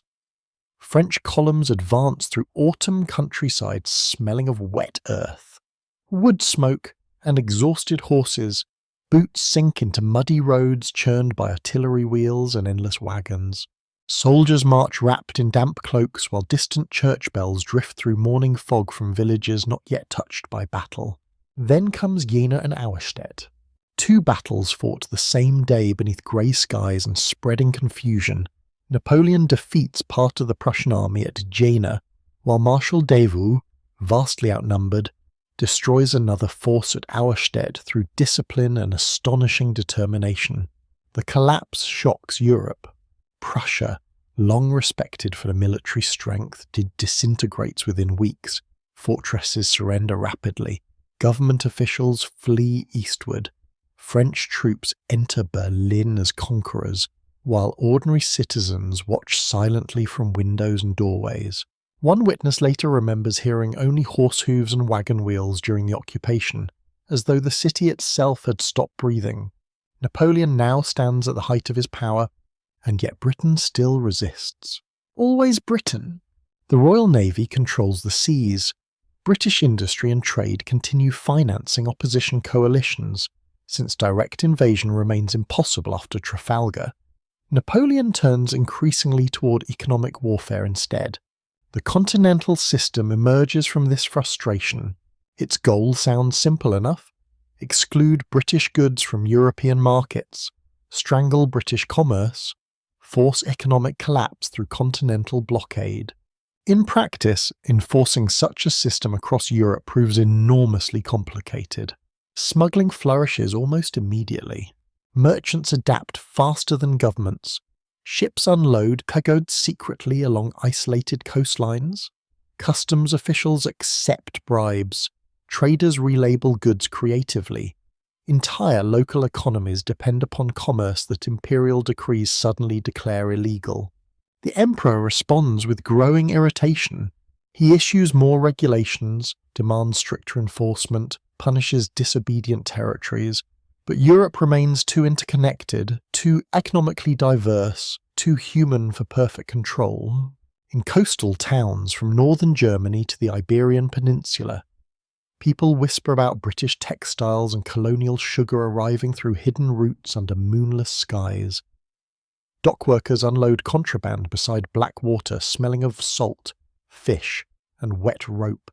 Empires often discover limits through commerce before battle. Meanwhile, the strain of endless warfare spreads quietly through French society itself. Conscription deepens year after year. Families dread official notices arriving in rural villages where young men already disappeared into previous campaigns. Mothers watch sons march away carrying rolled blankets and polished muskets, while trying not to imagine frozen roads or crowded hospitals. Veterans return altered. Some limp permanently. Others wake suddenly during storms after years beneath artillery fire.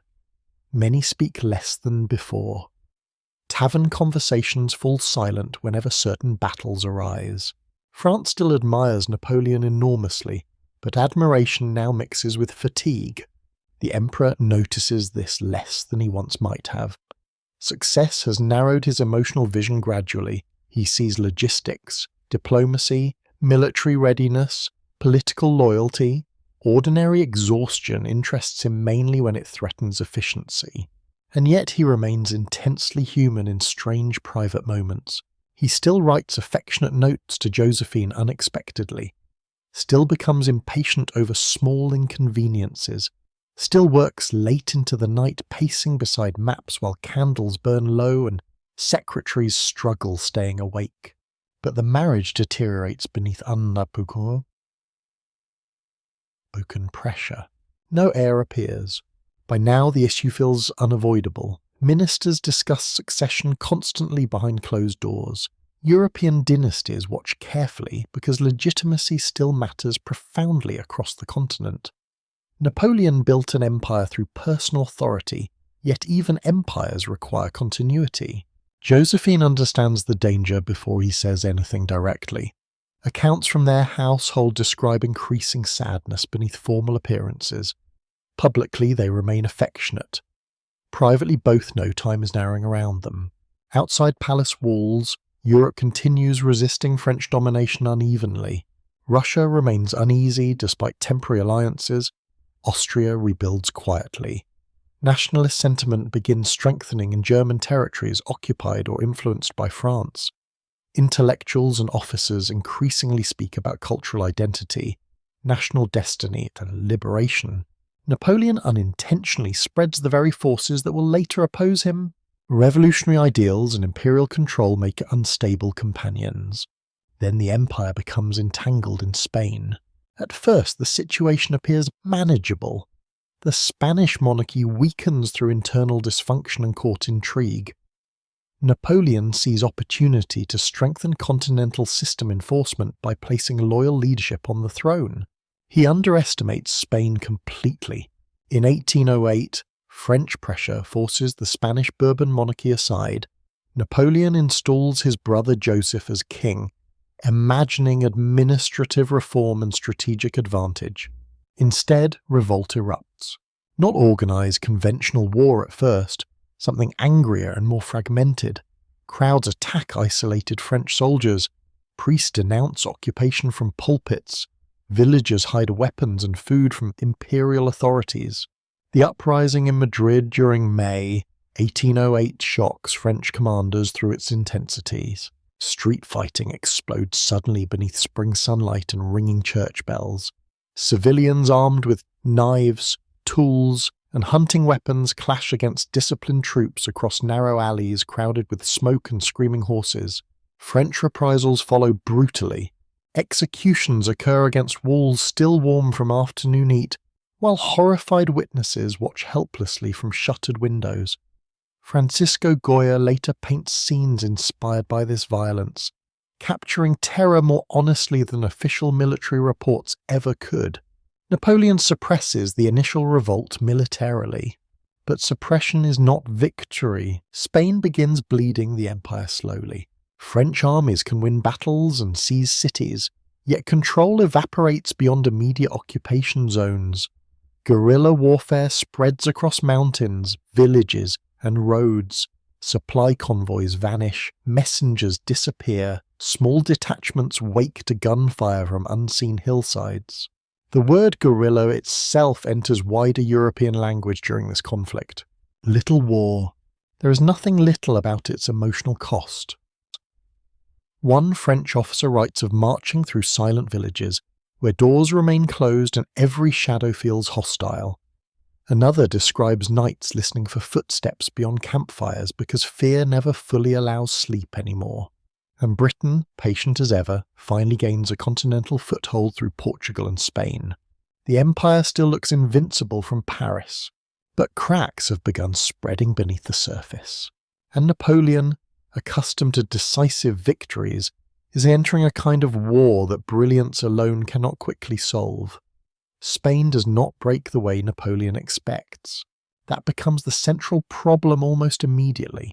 Cities fall, armies scatter, Madrid submits under occupation. On paper, the empire appears successful once again.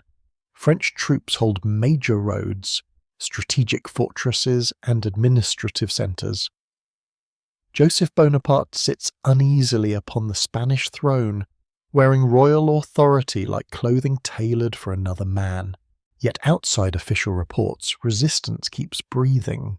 You feel it first in silence. French soldiers march through villages where windows close softly at their approach. Church bells stop ringing. Farmers continue working fields without looking toward passing cavalry. Children disappear indoors whenever officers ride near. The land itself seems to distrust the occupation. Spain carries older loyalties than Napoleon fully understands. Catholic faith remains deeply woven into daily life. Local identity matters fiercely. Royal incompetence may frustrate ordinary people, but foreign domination humiliates them more, and humiliation becomes combustible when mixed with religion and fear.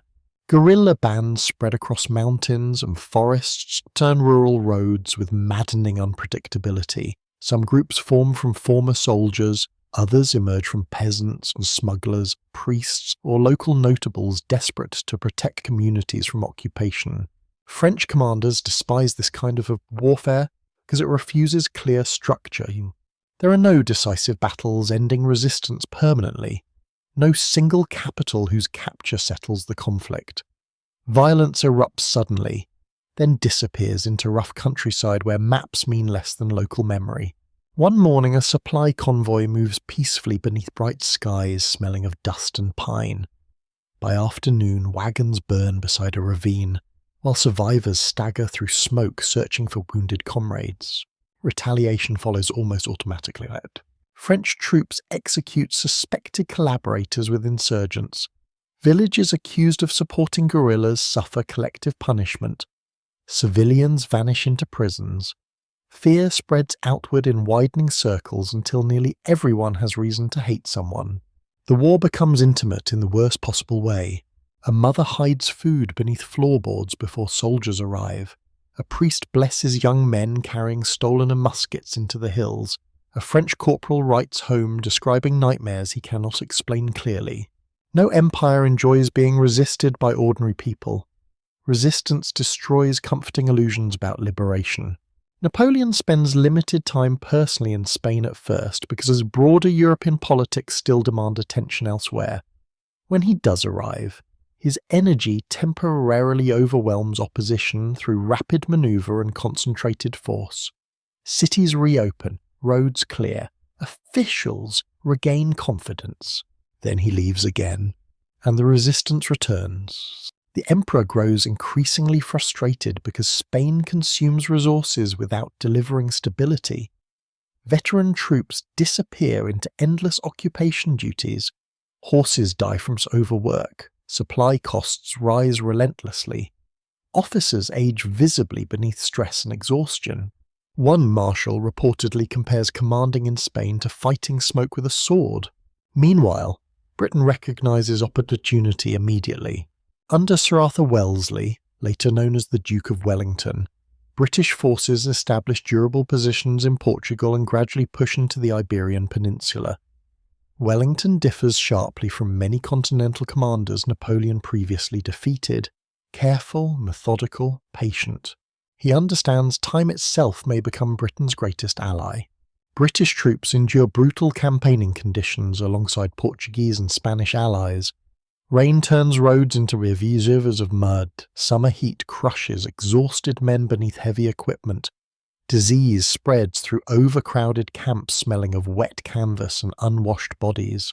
Still, the Allied presence holds, and every month the war continues weakens France a little more. Back in Paris, imperial grandeur persists despite distant troubles. Court ceremonies continue beneath glittering chandeliers and embroidered uniforms. Architects redesign boulevards and monuments celebrating French power. Artists paint Napoleon as timeless conqueror, calm atop rearing horses, while storms gather dramatically behind him. The paintings rarely include dysentery, amputations, or frightened conscripts. Yet reality presses closer now. Napoleon's personal life changes profoundly during these years. The question of succession finally overwhelms emotion. In 1809, after painful private discussions, he divorces Josephine. The scene devastates them both. Accounts from witnesses describe tears, strained voices, and exhausted resignation beneath formal political language. Josephine understands the necessity intellectually long before accepting it emotionally.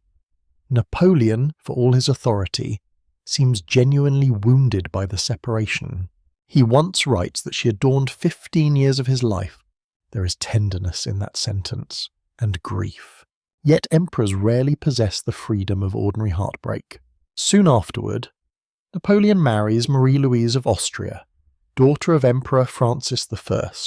The union carries enormous symbolic significance.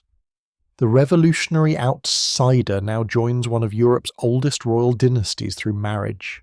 The old aristocratic order partially absorbs the man who once threatened to destroy it.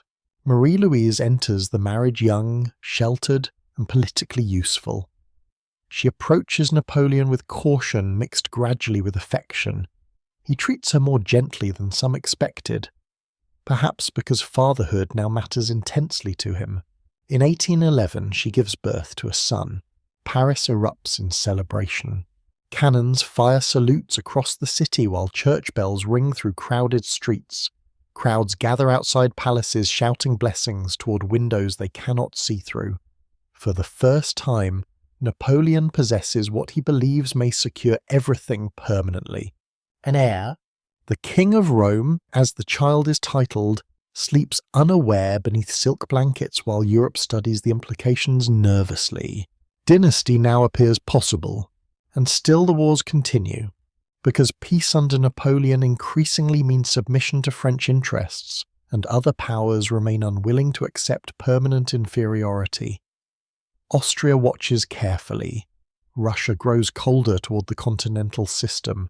Britain funds resistance tirelessly, and the emperor himself changes subtly during this period. Not weaker exactly, more insulated. Earlier campaigns keep him close to soldiers and improvisation. Now imperial administration surrounds him with ceremony, reports, and layers of deference. Ministers hesitate before disagreeing.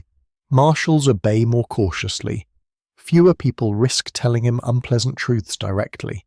Success creates loneliness around powerful men. Napoleon still works obsessively, still studies maps late into the night while candle smoke curls above scattered documents, but his confidence hardens increasingly into certainty. He believes willpower can solve almost any obstacle because it has solved so many before.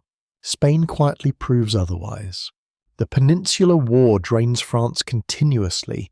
British influence expands, French prestige suffers, occupation forces commit atrocities that stain imperial claims of enlightened rule. Entire regions become landscapes of burned farms, shattered churches, and widowed silence. One French veteran later remembers hearing distant guitar music from a village at dusk after weeks of violence. The sound unsettles him more than gunfire because it reminds him ordinary life continues somewhere beyond war. Napoleon scarcely pauses long enough to reflect upon such things. His attention turns eastward instead, toward Russia, toward an alliance deteriorating beneath pride, mistrust, and economic pressure, toward distances so enormous they barely fit comfortably inside European imagination, and somewhere beyond those endless horizons, winter waits patiently already. Vienna pretends elegance while Europe prepares for catastrophe again. Music drifts through palace halls, illuminated by hundreds of candles. Crystal glasses catch warm light beside polished silver. Officers in decorated uniforms bow before aristocratic women whose gowns whisper softly across marble floors. Outside, carriages roll through damp streets beneath cold spring rain. The city performs stability beautifully. You move through crowded salons where diplomats speak politely about balance, civilization, and peace while privately calculating troop numbers and alliance possibilities. The old European order has survived Napoleon so far, though survival increasingly resembles adaptation rather than resistance. Austria understands this better than most. Defeated repeatedly by France, stripped of influence across Germany and Italy, the Habsburg monarchy now studies patience instead of pride. Emperor Francis watches events cautiously from a court shaped by ceremony and quiet anxiety. His daughter Marie-Louise sits far away in Paris beside the man who once humiliated Austria militarily and now belongs uneasily to its family through marriage. History enjoys uncomfortable marriages. Meanwhile, Russia drifts steadily away from France despite formal alliance. Tsar Alexander I once admired Napoleon in complicated ways. At moments, The two men even seemed capable of reshaping Europe together. They met at Tilsit in 1807 upon a raft floating in the Niemen River, surrounded by calm water and elaborate symbolism meant to suggest a new continental partnership. For a while, the partnership appears real, but alliances between emperors often depend upon ego as much as policy. Alexander resents Napoleon's dominance gradually. Napoleon distrusts Russian commitment to the continental system increasingly. Economic strain deepens across the continent while British trade continues slipping through blockades and hidden ports. Russian nobles complain bitterly about restrictions harming commerce. Smuggling flourishes along the Baltic coast. French influence in Poland alarms St. Petersburg. Personal rivalry mixes with geopolitical tension until separation feels almost inevitable. And through it all, Europe keeps dancing. There is something haunting about aristocratic life during these years. Grand receptions continue beside constant military preparation. Waltzes echo through halls while maps of future battlefields lie folded inside diplomatic portfolios nearby. One Austrian official later recalls discussing cavalry logistics immediately after attending an opera performance. Civilization and violence rarely remain far apart. Napoleon himself reaches the height of imperial splendor during this period. The empire stretches enormously across Europe. Client states obey Paris, marshals govern territories like semi-royal figures, roads improve, bureaucracies function with remarkable efficiency. French culture radiates outward through fashion, law, administration, and military prestige. Visitors to Paris describe a capital overflowing with confidence. New monuments rise, broad avenues bustle with the officers, merchants, civil servants, and foreign dignitaries. Cafes remain crowded late into the night with conversation, tobacco smoke, and political speculation spoken more carefully than during revolutionary years. Yet beneath the grandeur, strain accumulates everywhere. Conscription intensifies. Taxes rise. Families across France and allied territories sacrifice sons continuously for campaigns stretching from Spain to Eastern Europe. Veterans return older than their years, carrying invisible exhaustion behind polished medals. Napoleon notices weariness mainly when it affects efficiency. He still believes energy and organization can overcome nearly anything. His confidence now feels almost geological, massive and immovable. Years of victory have convinced him that hesitation causes more danger than boldness ever could. The Russian problem must be solved decisively. At least that is how he frames it. Diplomatic tensions worsen through 1811 and early 1812. Russia gradually withdraws from strict continental system enforcement. Napoleon interprets this not merely as economic disobedience, but as strategic betrayal, threatening the entire imperial structure. War becomes increasingly likely. Preparations begin on an almost unimaginable scale. Across Europe, armies gather like approaching weather systems. French troops march eastward alongside Italians, Germans, Poles, Dutch, Croatians, and countless others drawn from Napoleon's vast imperial network. The Grande Armée transforms into a multinational force larger than anything Europe has previously witnessed. The movement itself feels endless. Roads clog with infantry, artillery, wagons, horses, engineers, cooks, doctors, and administrators stretching mile after mile through forests and farmland. Villages struggle feeding so many men. Wells run dry quickly, fields disappear beneath boots and wheels. One farmer in Saxony reportedly watches columns pass for 3 consecutive days without seeing the end. The army carries enormous confidence outwardly. Bands play music in town squares. Officers speak of quick victory. Veterans compare the coming campaign to earlier triumphs over Austria and Prussia. Young recruits dream about glory before understanding distance, hunger, or winter. But some experienced commanders feel unease already. Russia is not Central Europe. Its scale unsettles imagination. Maps show enormous spaces between major cities. Roads deteriorate quickly outside developed regions. Supply systems become fragile over such vast distances. Napoleon dismisses many concerns. He believes one decisive campaign can force Tsar Alexander back into compliance. Rapid manoeuvre, concentrated force, political pressure, the familiar formula. And perhaps he no longer fully distinguishes between confidence and destiny. In Paris, Marie-Louise watches preparations with growing anxiety while trying to perform imperial composure publicly. She now has a young son to protect emotionally as well as politically. Court life continues formally around her, but the atmosphere feels tighter than before. Even celebration sounds slightly forced now. One evening during a palace reception, distant thunder rolls beyond tall windows while diplomats discuss troop movements in low voices between dances. Candlelight reflects against polished floors where guests continue smiling because etiquette demands it. Napoleon leaves for the campaign in spring 1812. Crowds gather to cheer as he departs. Flags wave. Drums echo through crowded streets. Mothers lift children onto shoulders for a glimpse of the emperor riding beneath ceremonial banners. Many still believe him invincible, and why wouldn't they? For over a decade, he has defeated coalition after coalition, reshaped governments, survived conspiracies, built an empire from revolutionary chaos. Even his failures often appear temporary beside so much accumulated success. Yet history sometimes changes quietly before anyone recognizes the moment. The invasion begins in June. French forces cross the Niemen River into Russian territory beneath warm summer skies. Soldiers joke beside campfires. Horses drink from shallow water reflecting golden evening light. Officers unfold maps confidently across portable tables, while insects hum through humid air. Somewhere ahead lies Moscow. Somewhere ahead lies glory, perhaps peace, perhaps final victory over the last major continental rival.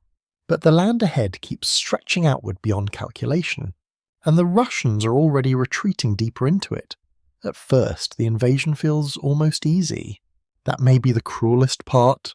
The Grande Armée advances into Russia beneath broad summer skies while wheat fields ripple softly in warm wind.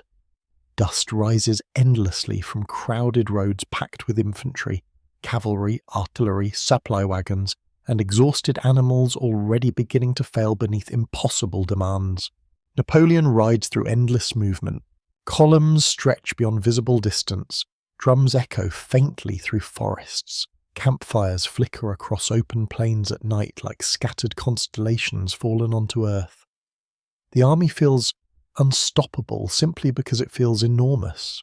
Yet Russia refuses the kind of war Napoleon expects.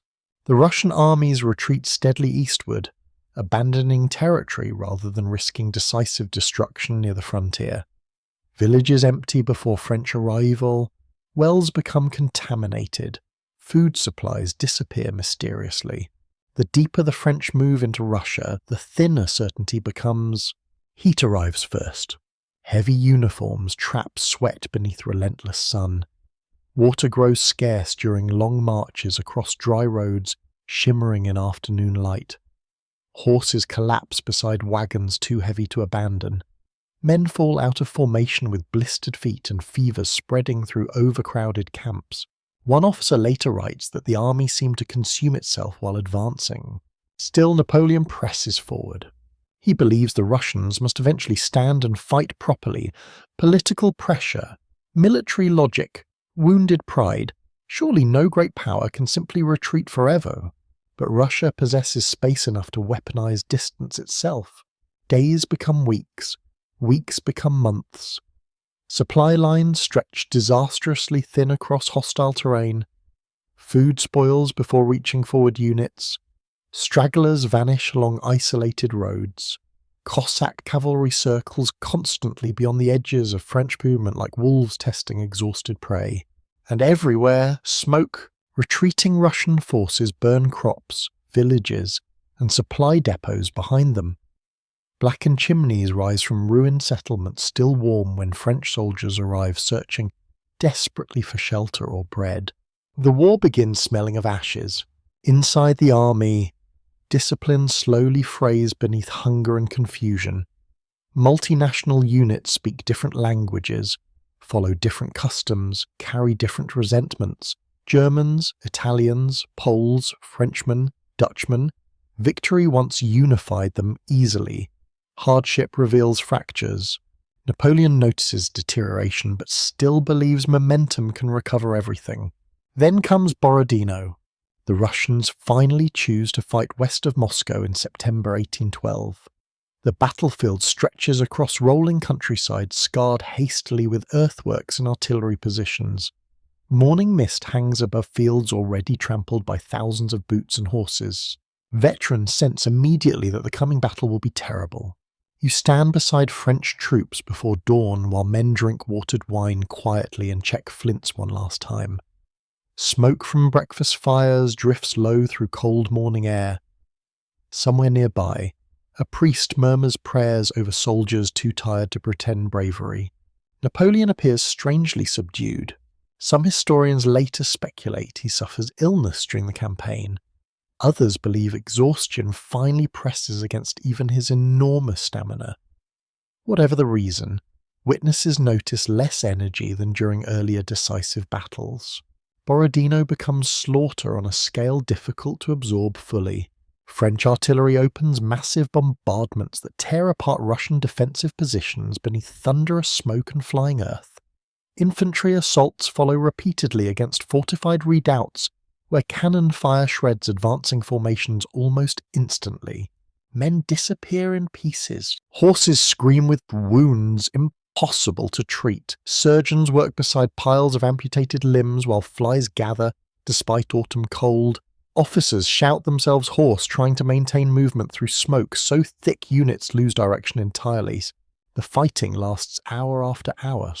Positions change hands repeatedly through bayonet charges and brutal close combat where exhaustion matters almost as much as courage. Russian troops refuse collapse despite horrifying losses.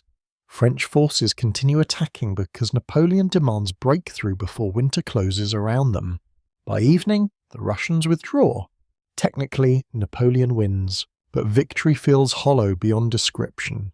Casualties cover the battlefield in numbers too large for easy comprehension. Tens of thousands dead or wounded, entire regiments shattered, experienced officers gone forever. The Grande Armée survives, yet something essential has weakened. One French veteran later remembers the silence after cannon fire finally stopped. Not peaceful, sir. Silence. Exhausted silence. The kind following emotional destruction. Still, the road to Moscow lies open. A week later, French troops enter the ancient city expecting political triumph at last. Surely Alexander will negotiate now. Surely the campaign must finally end.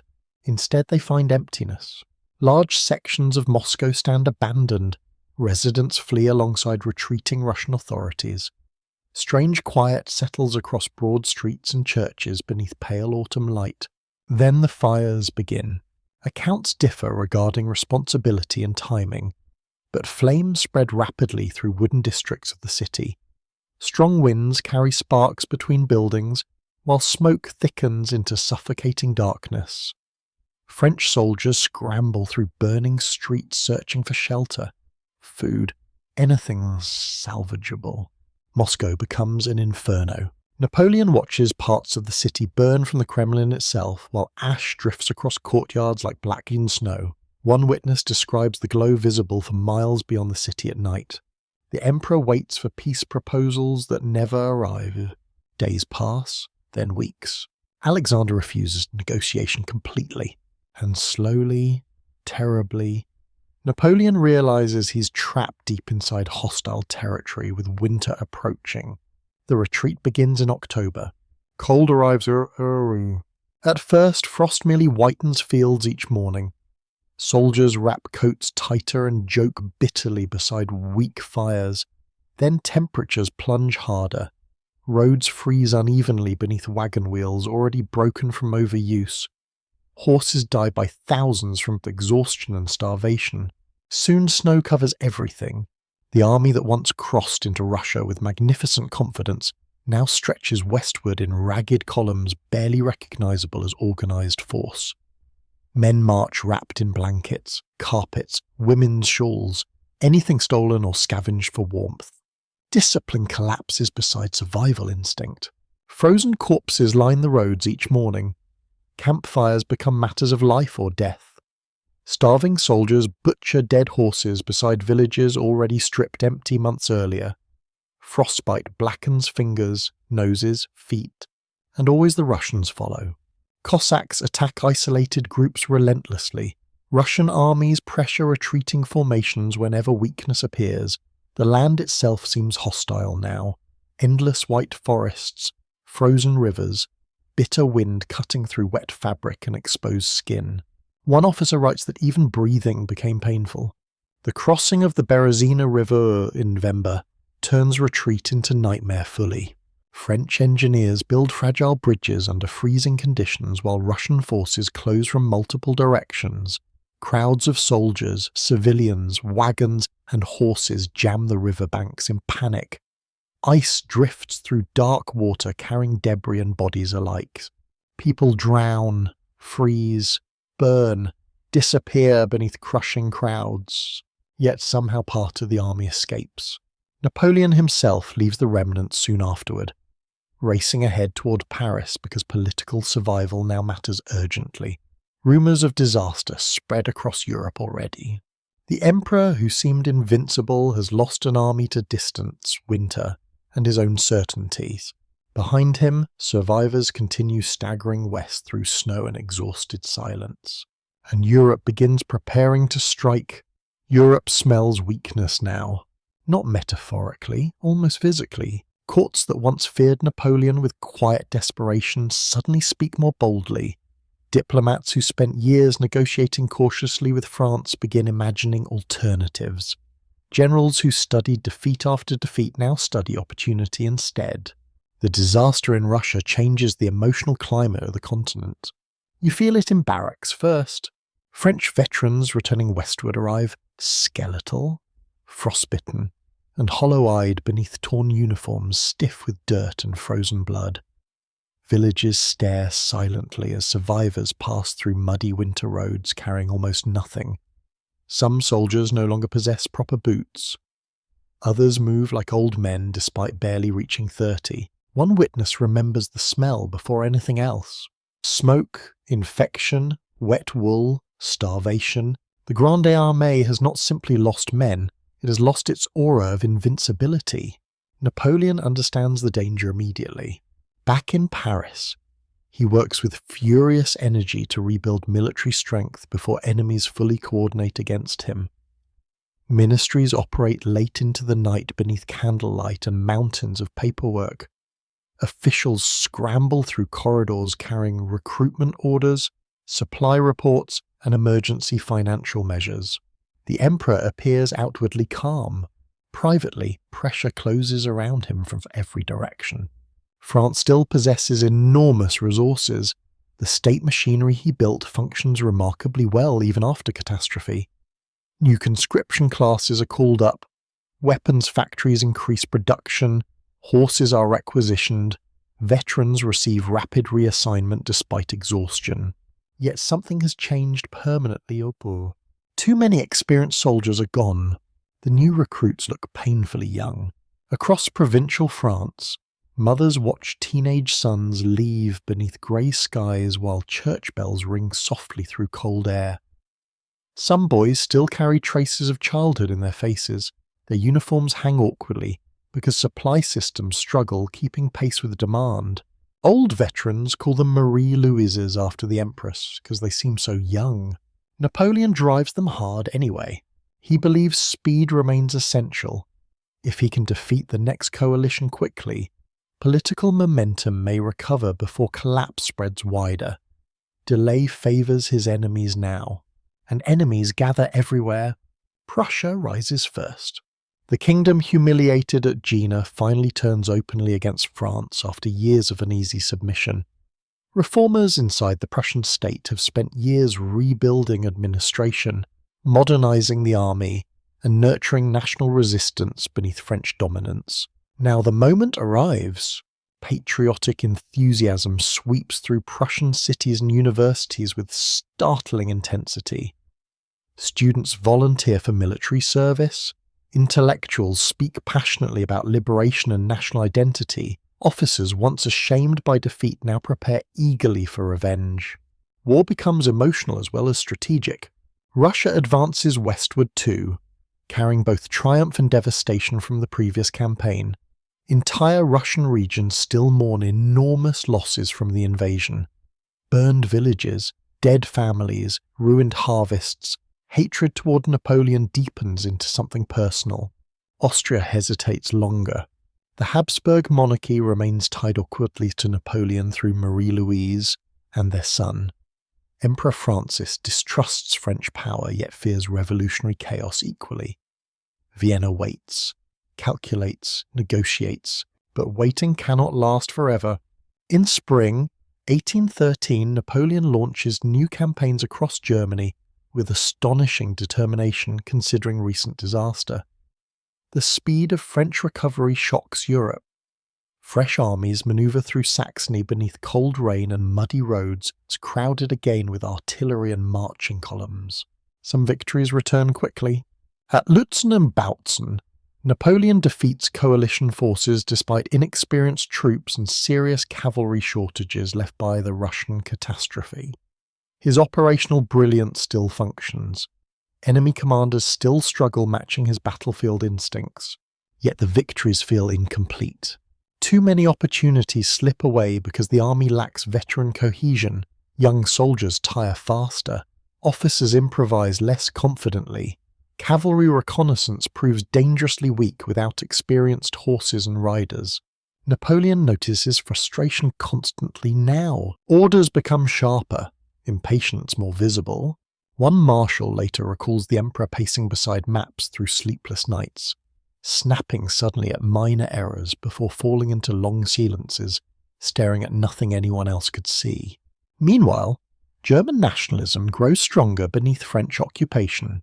This development unsettles Napoleon because he once imagined himself spreading liberation across Europe. Instead, many populations increasingly define freedom as escape from French control itself. In towns across German territories, civilians watch armies pass with exhausted resentment. French requisitions empty barns already struggling after years of warfare. Young men disappear into conscription systems serving distant imperial goals. Trade suffers beneath economic disruption. A shopkeeper in Leipzig reportedly says he no longer cares who wins so long as marching boots finally stop passing his door. Ordinary people often become tired of history before leaders do. The coalition understands something important by now. Napoleon remains dangerous in direct battle, therefore avoid direct battle unless conditions strongly favour success. Coalition commanders adopt what becomes known as the Trachenberg Plan. Refuse engagement with Napoleon personally whenever possible, attack his marshals instead, stretch French resources, force continuous movement and attrition. It's a strategy built upon patience rather than glory, and gradually it works. French forces win tactical successes yet lose strategic momentum. Every campaign consumes men. France increasingly struggles replacing. Allied armies grow larger, more coordinated, more confident. British money flows steadily into coalition efforts. Spain bleeds French resources continuously in the west while Germany erupts in the east. The empire begins fighting on too many fronts simultaneously. Napoleon still believes decisive victory remains possible. In autumn 1813, he concentrates forces around Leipzig for what becomes the largest battle Europe has yet witnessed. Hundreds of thousands of soldiers converge across muddy countryside beneath low autumn skies. Campfires spread for miles through forests and fields soaked by rain. The atmosphere feels heavy with finality. Veterans sense the scale instinctively. This is no ordinary campaign anymore. Entire nations now move against France together. The Battle of Leipzig begins in October and lasts through smoke, confusion, and relentless artillery fire echoing across villages shattered by combat. Churches become hospitals overflowing with wounded men crying for water in multiple languages. Roads clog with wagons carrying amputated limbs beneath bloody blankets. French troops fight fiercely. Napoleon still directs battle brilliantly at moments on shifting reserves, reinforcing pressure points, exploiting temporary weaknesses. Yet the coalition armies keep growing stronger as reinforcements arrive from every direction. Then Saxon troops fighting for the Napoleon suddenly defect mid-battle. The emotional shock ripples instantly through French ranks. If allies can abandon the empire openly during combat itself, what remains stable anymore? Retreat follows. A bridge explodes prematurely during withdrawal across the Ulster River, trapping thousands of French soldiers inside Leipzig amid chaos and panic. Men drown attempting escape through freezing water while artillery thunders closer through smoke-filled streets. The defeat devastates French influence across Germany. Former allies defect rapidly afterward. States once bound to Napoleon through fear or convenience now switch sides openly. The imperial system begins unravelling with frightening speed. And through it all, Napoleon refuses surrender emotionally. Even now he believes France can survive through determination, organisation, and one more campaign. But for the first time in years, the war is moving directly toward Paris, toward his family, toward the heart of everything he built. Paris hears the war approaching long before enemy armies appear outside the city. At first, the signs arrive quietly. More wounded soldiers in hospital courtyards, longer casualty lists printed in newspapers already careful with language, government officials speaking in lower voices inside ministries where candles burn past midnight beside piles of military dispatches. Then the rumours begin multiplying faster than facts. People gather outside cafes discussing Leipzig, Germany, the Allies, conscription, taxes, betrayal. Nobody seems entirely certain what is true anymore, except that something enormous has shifted. The empire no longer expands outward, it contracts. Winter settles over France during late 1813 with damp cold and exhausted tension. You walk through prison streets, smelling of smoke, mud, horse sweat, and anxiety. Bread lines grow longer again. Veterans missing arms or legs lean beside bridges asking softly for coins from citizens who increasingly avoid eye contact. The city still performs normal life stubbornly. Theatres remain open. Elegant carriages continue rolling past crowded markets. Lovers still meet beside the Seine beneath pale evening light. Yet beneath ordinary movement lies a strange emotional pressure, as though everyone listens unconsciously for distant cannon fire not yet audible. Napoleon returns from Germany determined to continue fighting. Most rulers would already consider negotiations seriously after such losses. He does negotiate in limited ways, certainly, but always from the assumption that military recovery remains possible. His instinct still reaches first toward action, movement, campaign.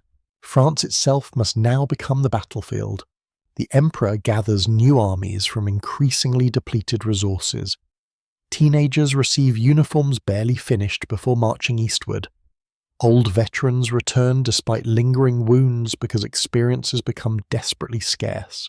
One conscript later remembers his mother sewing extra cloth inside his coat before departure because winter boots remained unavailable. The Allied powers advance carefully but relentlessly. Russian, Prussian, Austrian, and other coalition armies cross into France carrying years of accumulated anger alongside military ambition. Yet many soldiers entering French territory also feel uncertainty. France remains formidable, even weakened. Napoleon remains Napoleon. And the French countryside itself changes under invasion. Villages that once sent sons marching triumphantly across Europe now watch foreign cavalry ride through muddy roads beneath grey skies. Farmers hide grain and livestock when armies approach. Church bells ring warnings through cold air carrying the smell of wet earth and chimney smoke. Some civilians support Napoleon fiercely still. Others simply want the war finished before another generation disappears into it. The campaign of 1814 becomes one of Napoleon's most remarkable military performances precisely because circumstances appear so hopeless, outnumbered heavily, Commanding exhausted forces, he moves with sudden speed through eastern France, striking isolated coalition armies before they can combine effectively. For a moment, brilliance returns almost completely. At Champaubert, Montmirail, Montereau, French troops cheer wildly after unexpected victories against larger enemy forces. Veterans glimpse flashes of the old emperor again, energetic and decisive beneath winter skies filled with drifting snow and cannon smokers. One officer describes Napoleon riding through sleet with mud covering his boots, studying roads personally because maps no longer capture conditions accurately enough. The emperor seems younger during active campaigns somehow. Movement animates him, crisis sharpens him, yet tactical success cannot fully reverse strategic collapse now. The coalition armies keep advancing because they possess overwhelming numbers and resources. Even when defeated temporarily, they regroup elsewhere, and political support inside France weakens steadily. The Senate grows restless. Former allies calculate survival carefully. Talleyrand, endlessly adaptable diplomat and survivor of nearly every regime since the Revolution, quietly distances himself from Napoleon while positioning for whatever government comes next. Paris itself grows increasingly frightened. Hospitals overflow with wounded men coughing through blood-stained bandages. Supply shortages worsen. Refugees arrive carrying stories of foreign troops moving across French villages once considered safely distant from war. At the Tuileries Palace, Marie-Louise struggles beneath unbearable pressure. She is still young, still Austrian by birth, still mother to Napoleon's heir. Court officials whisper constantly around her, while the emperor remains absent, campaigning across frozen roads and collapsing fronts. Their son, the little king of Rome, continues childhood routines, mostly unaware that his inheritance trembles beneath him. One evening, Deneuve falls softly outside a palace windows while distant church bells drift through dark streets. Inside, ministers debate evacuation plans beside flickering candlelight and maps covered with pins marking advancing armies. The empire begins feeling temporary for the first-timers. Napoleon refuses to surrender psychologically even as circumstances deteriorate rapidly. He believes one more victory, one more concentrated effort, might fracture coalition unity. He has seen alliances collapse before under pressure and ego. But this coalition has learned patience and hatred. The Allies decide increasingly that peace requires Napoleon's removal entirely. By March 1814, coalition armies approach Paris itself. The city prepares awkwardly for defence while civilians struggle understanding how the war that once seemed gloriously distant now arrives at their doors. Barricades appear. Cannon positions strengthen around key approaches. National Guardsmen drill beneath cold rain, while exhausted regular troops hurry through crowded streets lined with anxious spectators. Then the fighting begins outside the capital. The Battle of Paris unfolds beneath grey spring skies heavy with smoke. Russian and Prussian forces attack defensive positions across the northern outskirts, while artillery fire rolls continuously over the city like approaching storms. Civilians hear everything. Windows tremble from fender and impact. Horses scream in narrow streets crowded with wounded men and supply wagons. Churches fill with frightened families praying beneath candlelight while doctors operate in improvised hospitals already slick with blood and muddy footprints. French resistance proves fierce but insufficient. Marshals defending Paris understand the situation clearly before politicians admit it publicly. Continued fighting may destroy the city without changing the outcome. Eventually, they negotiate surrender terms to spare Paris from worse devastation. Coalition troops enter the capital afterward in disciplined silence rather than chaotic triumph. Citizens watch from balconies and shuttered windows as foreign soldiers march through streets once dominated by imperial confidence. Russian cavalry passes beneath monuments celebrating French victories now shadowed by defeat. One Parisian later remembers the strange quiet more than anything else. Napoleon, still away from the city when Paris falls, reacts with disbelief and fury. He wants to continue fighting from the countryside. perhaps raising new armies south of the Loire. Some loyal officers remain willing, but exhaustion for finally overwhelm. Devotion. Marshals who followed him across Europe now urge abdication directly. They still admire him, some still love him in complicated ways. Yet they see no path forward except endless civil war and further destruction. The emperor who once commanded continents sits surrounded by maps, candles burned nearly to wax pools, and men too tired to pretend optimism anymore. Outside, rain taps softly against windows.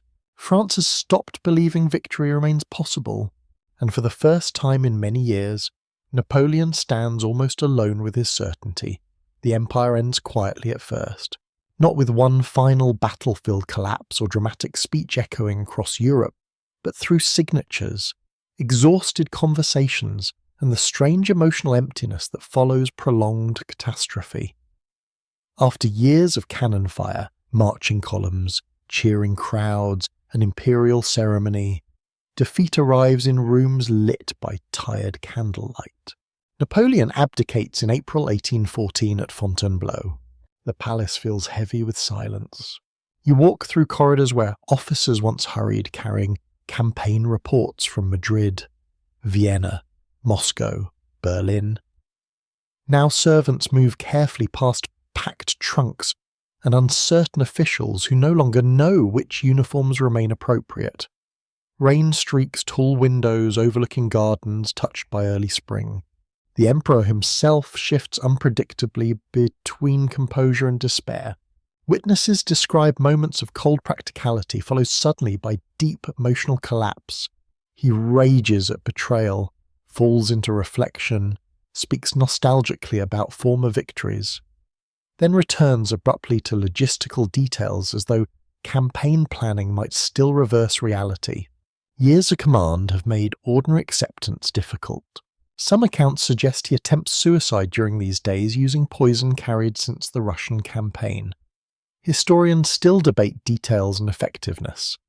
What seems undeniable is his psychological devastation.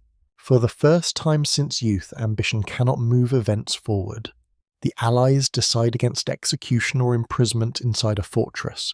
Instead, they create an arrangement almost surreal in its compromise. Napoleon will retain the title of emperor and rule the tiny Mediterranean island of Elba in exiles. Europe no longer knows quite what to do with him. Too dangerous to ignore entirely. Too famous to treat as an ordinary prisoner. Before departure, he addresses the old guard at Fontainebleau. The scene becomes legendary almost immediately because it carries genuine emotional weight beneath political theatre. Veterans who followed him across Italy, Egypt, Austria, Prussia, and Russia stand weeping openly while Napoleon embraces officers and speaks of loyalty, sacrifice, and farewell. Many soldiers truly loved him. Not abstractly, personally, they remember shared hardship beside campfires and muddy roads, sudden victories against impossible odds, the strange certainty that history itself moved faster around him. One grenadier later recalls tears freezing on his face during the farewell. Then Napoleon leaves France. The journey southward toward exile feels almost dreamlike after imperial grandeur. Crowds gather along roads to glimpse the fallen emperor passing through villages now filled with conflicting emotions. Some curse him for endless war. Others cheer unexpectedly. Many simply stare. He travels through a country exhausted by his rise and fall alike. At Elba, the situation appears absurd on paper. A former ruler of continental Europe governing a small island populated mostly by fishermen, miners, and farmers. Yet Napoleon approaches the role with characteristic energy almost immediately. He inspects roads, reorganizes administration, improves defenses, studies agriculture. Even in miniature, he cannot stop governing. The island itself sits beautifully within the Mediterranean. Sea wind carries salt through narrow streets lined with pale buildings. Fishing boats rock gently against harbour piers beneath warm evening light. Hills rise green above rocky coastline where distant bells drift through olive groves. For moments, exile almost resembles peace. Napoleon walks alone more often now. He studies the sea, reads constantly, speaks at length with loyal companions about past campaigns and political futures. Some evenings he appears calm enough, even reflective. Then restlessness returns, because Europe continues reorganizing itself without him. The Bourbon monarchy returns to France under Louis XVIII, brother of the executed Louis XVI. The Restoration government attempts balancing reconciliation with stability, though neither comes easily after revolutionary decades. Royal symbols reappear cautiously. White Bourbon flags replace imperial banners. Aristocrats return from exile expecting recovered privileges and social deference. Church influence grows again. Many French citizens accept restoration pragmatically because they crave peace desperately. Others feel uneasy almost immediately. Veterans especially struggle adjusting emotionally. The empire gave meaning, advancement, identity. Now, old elites reclaim positions while former soldiers drift through civilian life carrying medals from campaigns the restored monarchy prefers remembering less enthusiastically. One retired cavalryman reportedly removes his imperial decorations before entering certain cafes to avoid arguments. Meanwhile, the Congress of Vienna gathers to reshape Europe after Napoleon. The city overflows with diplomats, monarchs, military officers, servants, musicians, arbeiers, and opportunists. Banquets follow negotiations, dances follow treaties. Foreign ministers discuss borders between opera performances and hunting parties. Congress dances, one observer jokes, but it does not progress. The phrase captures something real about the atmosphere. Europe's rulers seek stability above all else now. Revolutionary upheaval and imperial conquest have terrified traditional monarchies profoundly. The goal becomes restoring balance, legitimacy, predictability. Yet underneath the elegant diplomacy lie unresolved tensions everywhere. Nationalism has spread, revolutionary ideas survive despite restoration efforts. Entire populations experience political transformation impossible to erase completely. Veterans across Europe carry memories stronger than treaties. And Napoleon hears everything from Elba.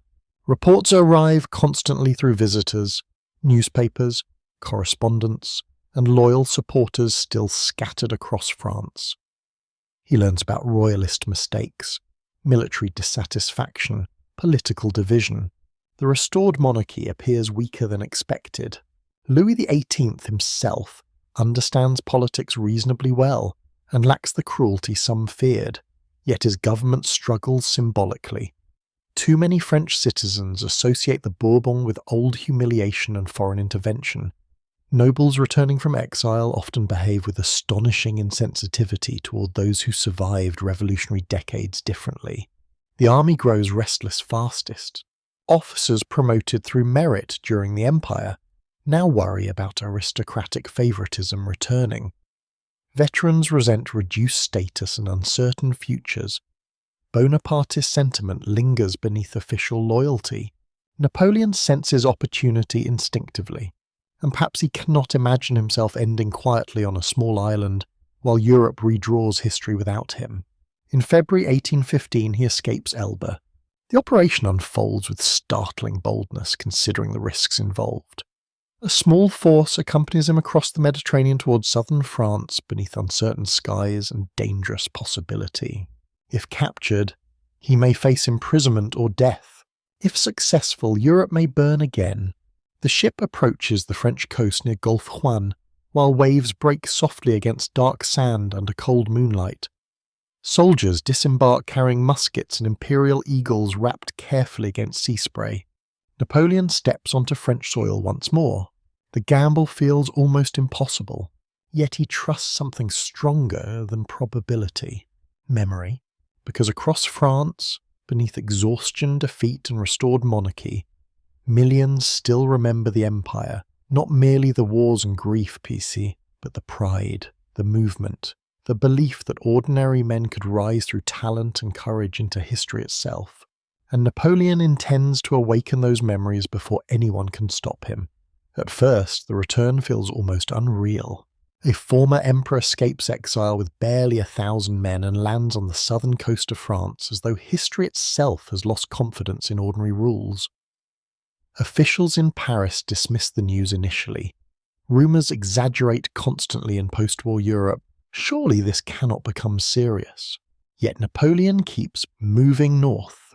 You travel with the small column through a winding alpine roads still touched by winter cold. Villagers gather cautiously beside stone houses, watching soldiers march beneath fluttering imperial banners unpacked after months hidden away. Frost lingers in shaded valleys. Horse breath rises pale against morning air.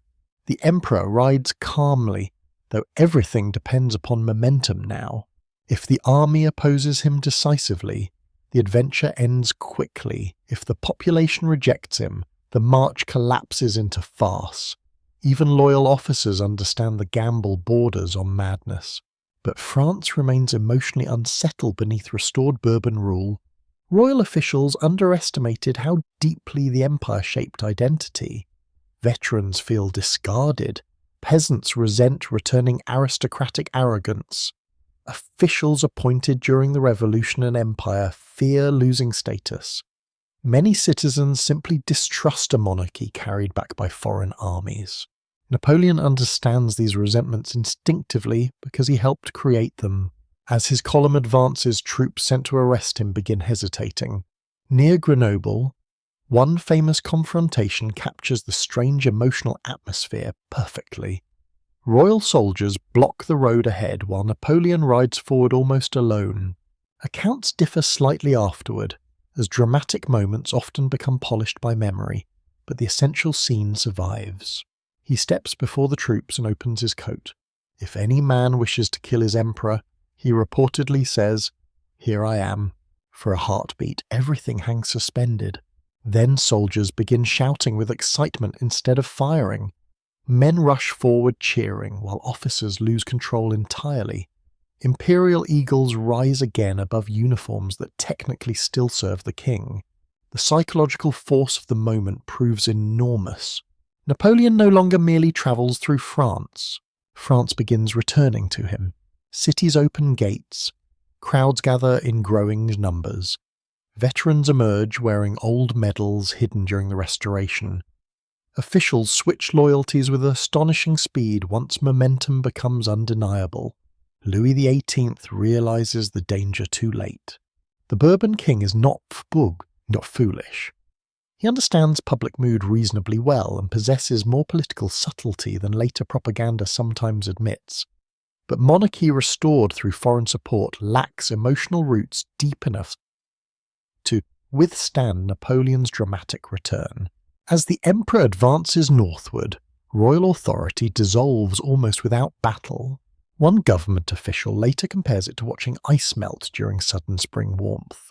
By March 1815, Napoleon enters Paris again. Crowds flood the streets beneath torchlight and ringing bells.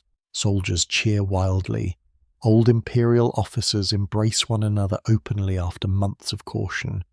The Tuileries Palace fills once more with familiar faces, hurried orders, maps spread across tables late into the night. The 100 days begin. Europe reacts with immediate alarm. At Vienna, diplomats and monarchs already negotiating post-war settlements receive news of Napoleon's return almost like reports of the dead walking. Conversations stop, alliances harden instantly, personal rivalries disappear beneath shared determination. This time there will be no compromise. The powers declare Napoleon an outlaw beyond ordinary diplomacy and prepare armies immediately. Britain, Prussia, Austria, Russia. The coalition reforms with astonishing speed because fear still outweighs exhaustion. And Napoleon understands the situation perfectly. He knows time works against him now. France cannot endure prolonged continental war again. Resources remain depleted. Political support, though real, feels fragile. Many citizens cheer his return emotionally while dreading renewed conflict simultaneously. The emperor himself seems changed in subtle ways. Older certainly, heavier, at moments almost reflective. Yet flashes of earlier energy remain startlingly intact. He works obsessively once more, reorganizing armies, recalling veterans, reshaping administration. Sleep becomes irregular again. Secretaries struggle matching his pace. But confidence now contains urgency. Some loyal supporters urge defensive strategy. Let the coalition invade France. Fight from strong positions. Exploit national feeling against foreign aggression. Napoleon rejects passivity instinctively. He decides instead upon rapid offensive action into Belgium before coalition armies fully combine. Defeat the British and Prussians separately, then negotiate from renewed strength. The plan carries familiar brilliance and familiar risk. In June 1815, the French army marches north through heavy summer rain. Roads deteriorate quickly beneath artillery and wagon traffic. Soldiers sleep in soaked fields while thunder rolls across dark skies thick with low clouds. Veterans return beside raw recruits too young to remember Austerlitz or Jena properly. Campfires burn weakly against damp wind carrying the smell of wet leather, mud, and exhausted horses. Some soldiers feel exhilaration returning. Others feel dread. One infantryman later remembers older veterans growing unusually quiet whenever discussing the coming campaign. Experiences taught them how quickly confidence can drown beneath bad weather and worse luck. Napoleon still commands loyalty powerfully. When he rides past marching columns, cheers erupt almost automatically. Officers study him constantly for signs of certainty. Many still believe no general alive equals him in battle. Perhaps they are right. Yet war now depends upon more than brilliance alone. The coalition armies in Belgium move under two very different commanders. The Duke of Wellington leads Anglo-Allied forces with cold professionalism shaped by years in Spain. Prussian forces under Gebhard von Blücher possess resilience hardened by hatred toward Napoleon and national humiliation. The Emperor strikes first.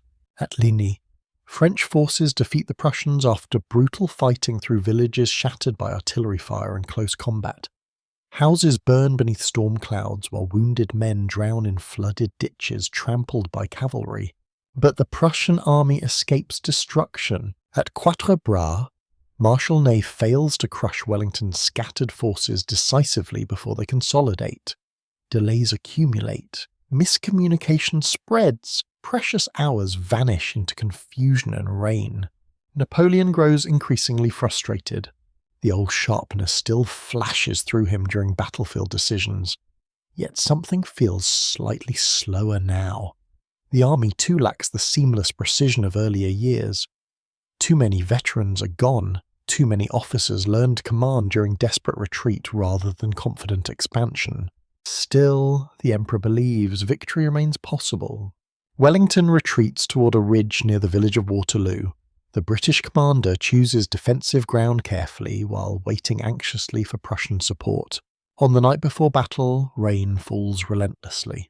French soldiers huddle beside failing fires in fields transformed into deep mud. Horses struggle pulling artillery through soaked earth. Water drips constantly from cloaks and tent canvas, while distant thunder mutters beyond Black Hills. Napoleon studies maps beneath flickering lantern light late into the night. Tomorrow must decide everything, and outside the tent, Europe waits in darkness with him. Morning arrives slowly at Waterloo. Rain stops before dawn, but the battlefield remains soaked beneath low grey clouds drifting across the Belgian countryside. Mud clings to boots, wagon wheels, and artillery horses already exhausted from the previous days of marching and fighting. Nothing moves easily.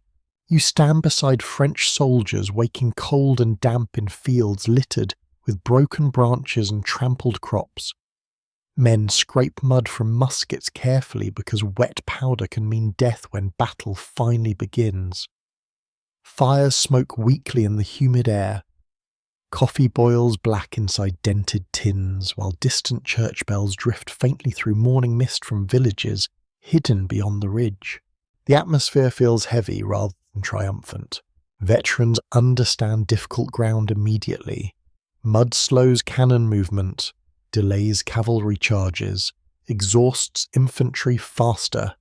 Napoleon himself decides to postpone major attacks until the earth dries somewhat beneath rising sun. The decision appears practical. It also costs time, and somewhere beyond the eastern horizon, Prussian forces march toward the battlefield. Wellington waits along a defensive ridge south of the village of Waterloo with remarkable patience. His multinational army occupies strong positions hidden partially behind slopes protecting troops from direct artillery fire. Farmhouses such as Hougoumont and La Haye-Sainte become fortified anchors surrounded by orchards, stone walls, and muddy fields soon destined for slaughter. The British commander appears calm outwardly. Privately, he knows the situation remains dangerous. Without Prussian support, prolonged French pressure may eventually overwhelm his line. Wellington later describes the battle as the nearest run thing you ever saw. The fighting begins late in the morning. French artillery opens fire across wet ground while smoke spreads slowly through humid air. Cannonballs tear gaps through formations already half obscured by drifting powder and low clouds. Horses scream after impacts. Men vanish beneath exploding earth and iron fragments. Then the assault on Hougoumont begins.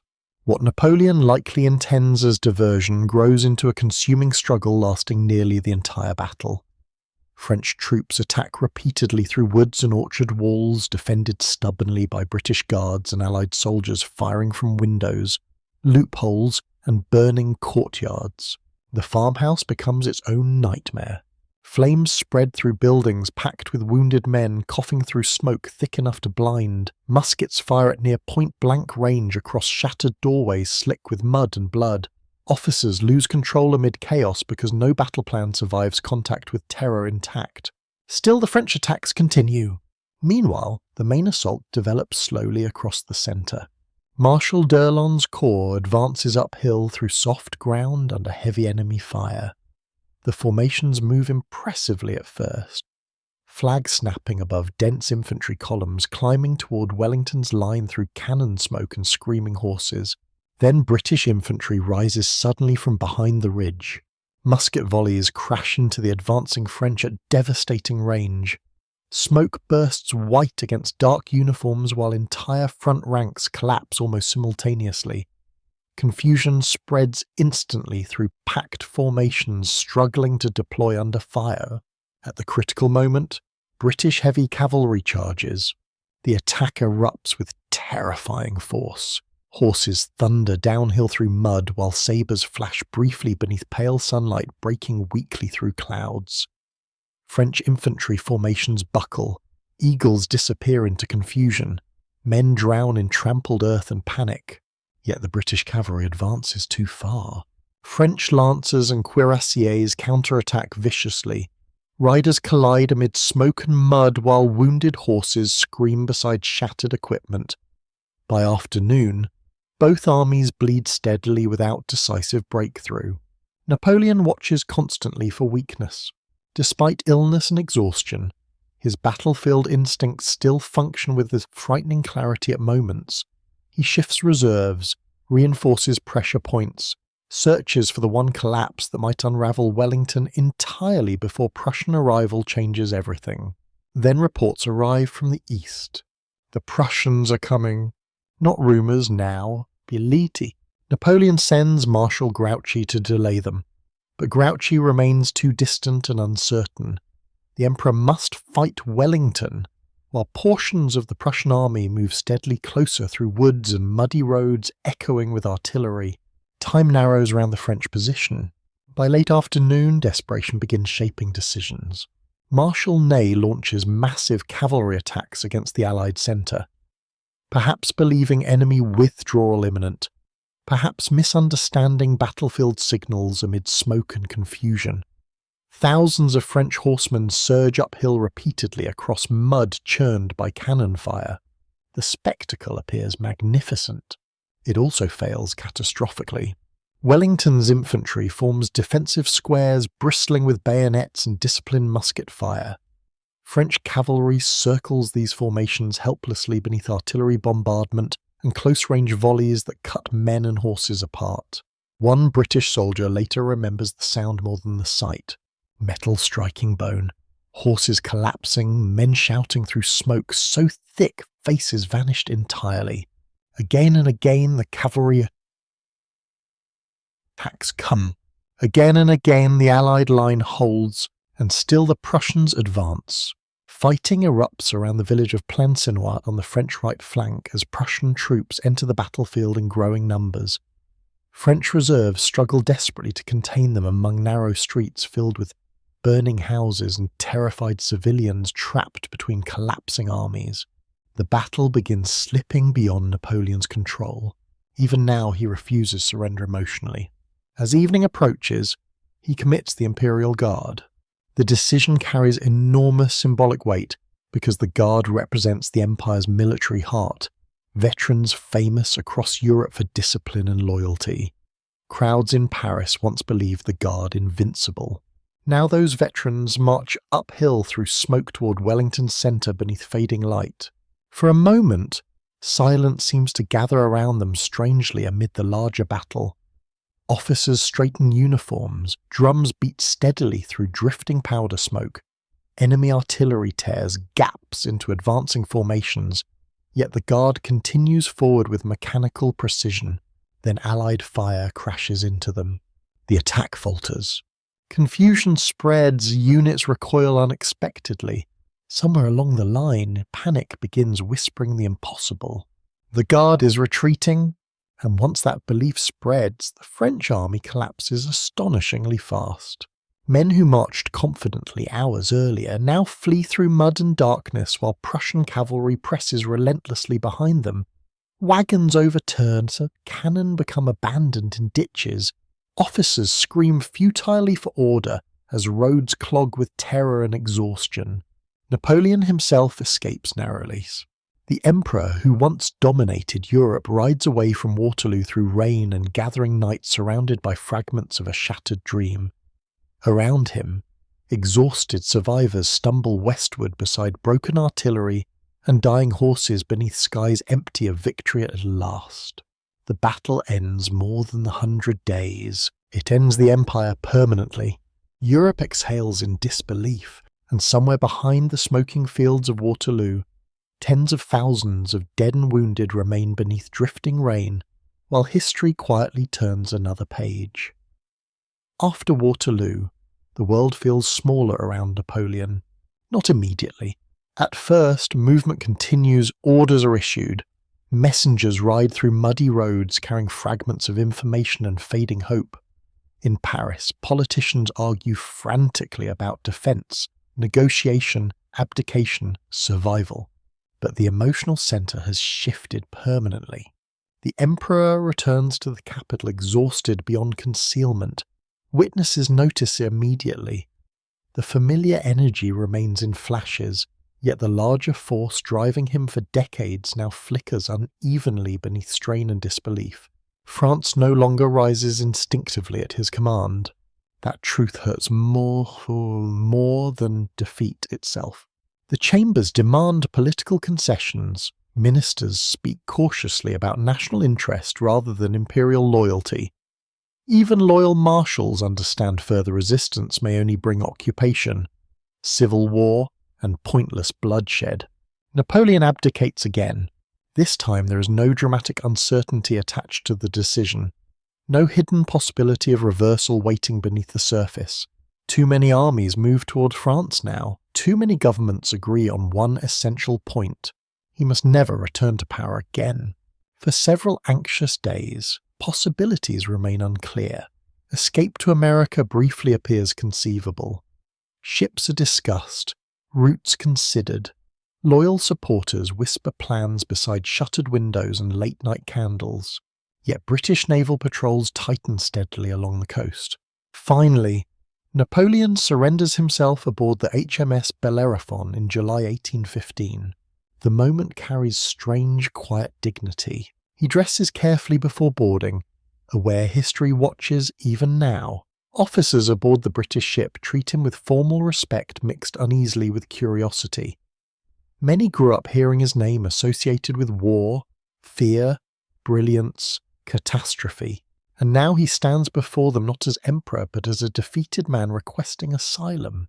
Britain refuses asylum. Instead, the government chooses exile once more, this time somewhere far more remote.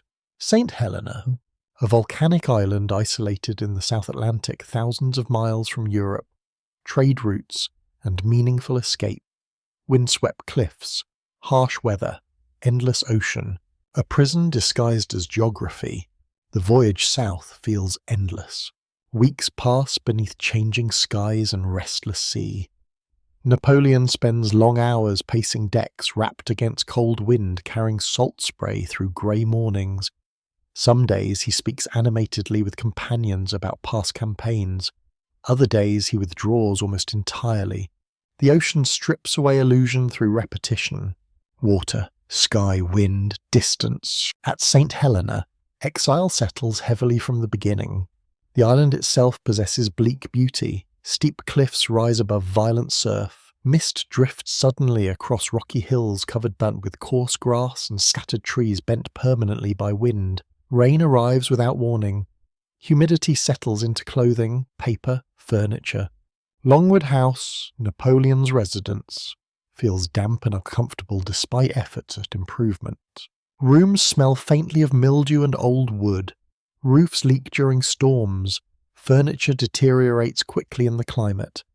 Rats move through walls at night while servants struggle maintaining ordinary routines so far from continental society. The former emperor reacts badly at first. He complains constantly about conditions, food, surveillance, insults both real and imagined. Governor Hudson Lowe, responsible for overseeing the exile, proves rigid, suspicious, and emotionally mismatched for handling someone like Napoleon. Their relationship deteriorates almost immediately. Napoleon interprets restrictions as deliberate humiliation. Lowe interprets Napoleon's behaviour as manipulative performance designed to provoke sympathy and loosen supervision. Both men partly misunderstand one another, and perhaps partly understand too well. Time changes texture on St. Helena, without campaigns, courts, or crises demanding immediate action. Napoleon turns increasingly toward the memory. Loyal companions gather around him during long evenings while wind rattles shutters and rain taps softly against dark windows overlooking endless black ocean. He speaks for hours sometimes. Italy, Egypt, Austerlitz, Josephine, Moscow, Waterloo. The conversations become part therapy, part political strategy, part myth-making. Napoleon understands history will judge him, and he intends influencing that judgment while still alive. He dictates memoirs, defends decisions, reframes failures, magnifies betrayals. The image of himself as misunderstood genius resisting reactionary Europe begins taking clearer shape during these years, and to some extent the image works. Across Europe, memory softens him gradually. Veterans remember glory more vividly than bureaucracy or censorship. Liberals admire his destruction of feudal structures even while condemning authoritarianism. Nationalists across Italy, Germany, and Poland remember promises of transformation despite imperial domination. The man who once terrified Europe begins becoming legend. Distance helps. So does suffering. One French visitor later recalls Napoleon walking slowly through St. Helena Gardens, wearing a plain green coat while mist drifted across distant cliffs. The image feels smaller than empire and somehow larger than ordinary defeat simultaneously. His health declines over time. Accounts describe stomach pain, weakness, fatigue, swelling. Historians continue debating precise medical causes. Stomach cancer appears likely, perhaps hereditary. Some later theories suggest poisoning, though evidence remains uncertain and often exaggerated. What seems undeniable is physical deterioration. The once relentless commander grows heavier, slower, more confined indoors by illness and weather alike. Yet moments of sharp intelligence continue startling visitors almost until the end. He still remembers battlefields vividly, still analyzes politics instinctively, still believes destiny treated him unfairly. Fairly. On quiet evenings, he sometimes speaks more personally, about loneliness, about Josephine, about his son, now growing up in Austria, under Habsburg supervision far from France and imperial dreams alike. The King of Rome becomes a ghostly emotional presence haunting conversations nobody can resolve. Napoleon never sees him again. Outside Longwood House, the world moves forward. Moved forward uneasily. Europe rebuilds after decades of warfare. Monarchies restore old systems where possible. Diplomats speak endlessly about balance and stability, yet revolutionary ideas survive beneath restoration politics like buried embers beneath ash. The Napoleonic era has changed too much to erase fully. Legal reforms endure. National consciousness deepens across Europe. Military organization evolves permanently. Careers based on merit, rather than birth alone, now seem imaginable to millions who once accepted rigid hierarchy naturally. Even those who hate Napoleon cannot entirely escape his influence. In May 1821, after years of isolation and declining health, he dies at St. Helena during rough weather and drifting rain.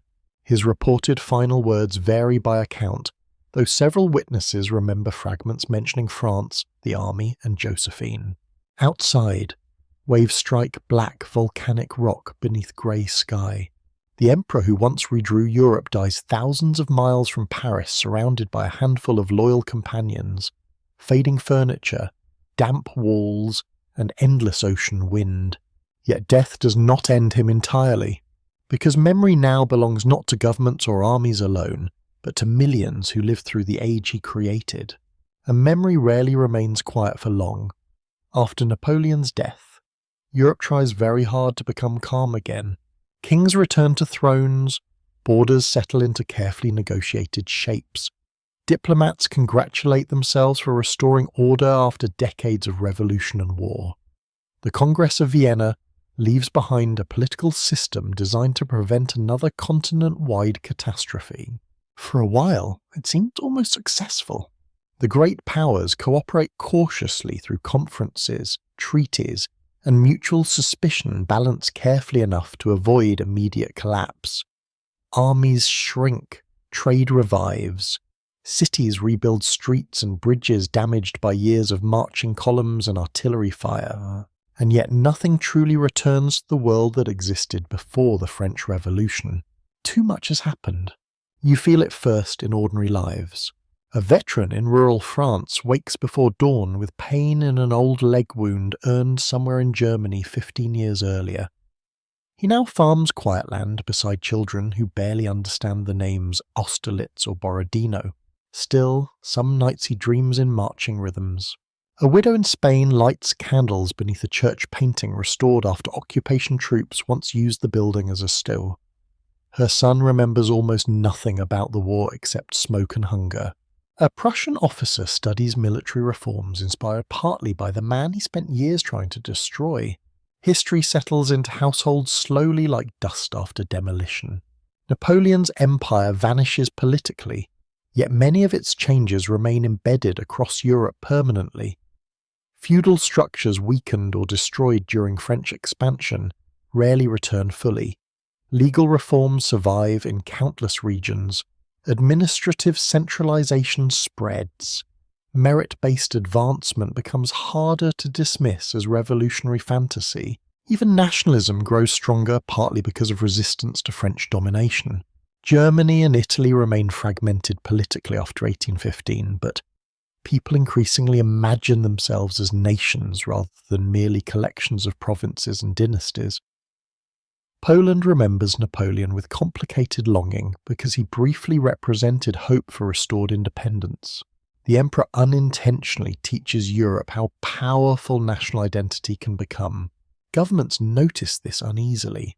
Across the continent, rulers attempt suppressing revolutionary movements before they ignite. Secret police monitor universities and newspapers, censorship expands, public gatherings attract suspicion. The memory of 1789 still terrifies monarchies profoundly. But ideas once released rarely disappear completely. Young intellectuals read about liberty, citizenship, constitutional rights, and national self-determination beside candlelight in cramped apartments from Milan to Warsaw. Veterans tell stories in taverns. Students argue late into the night about peoples and nations and freedom.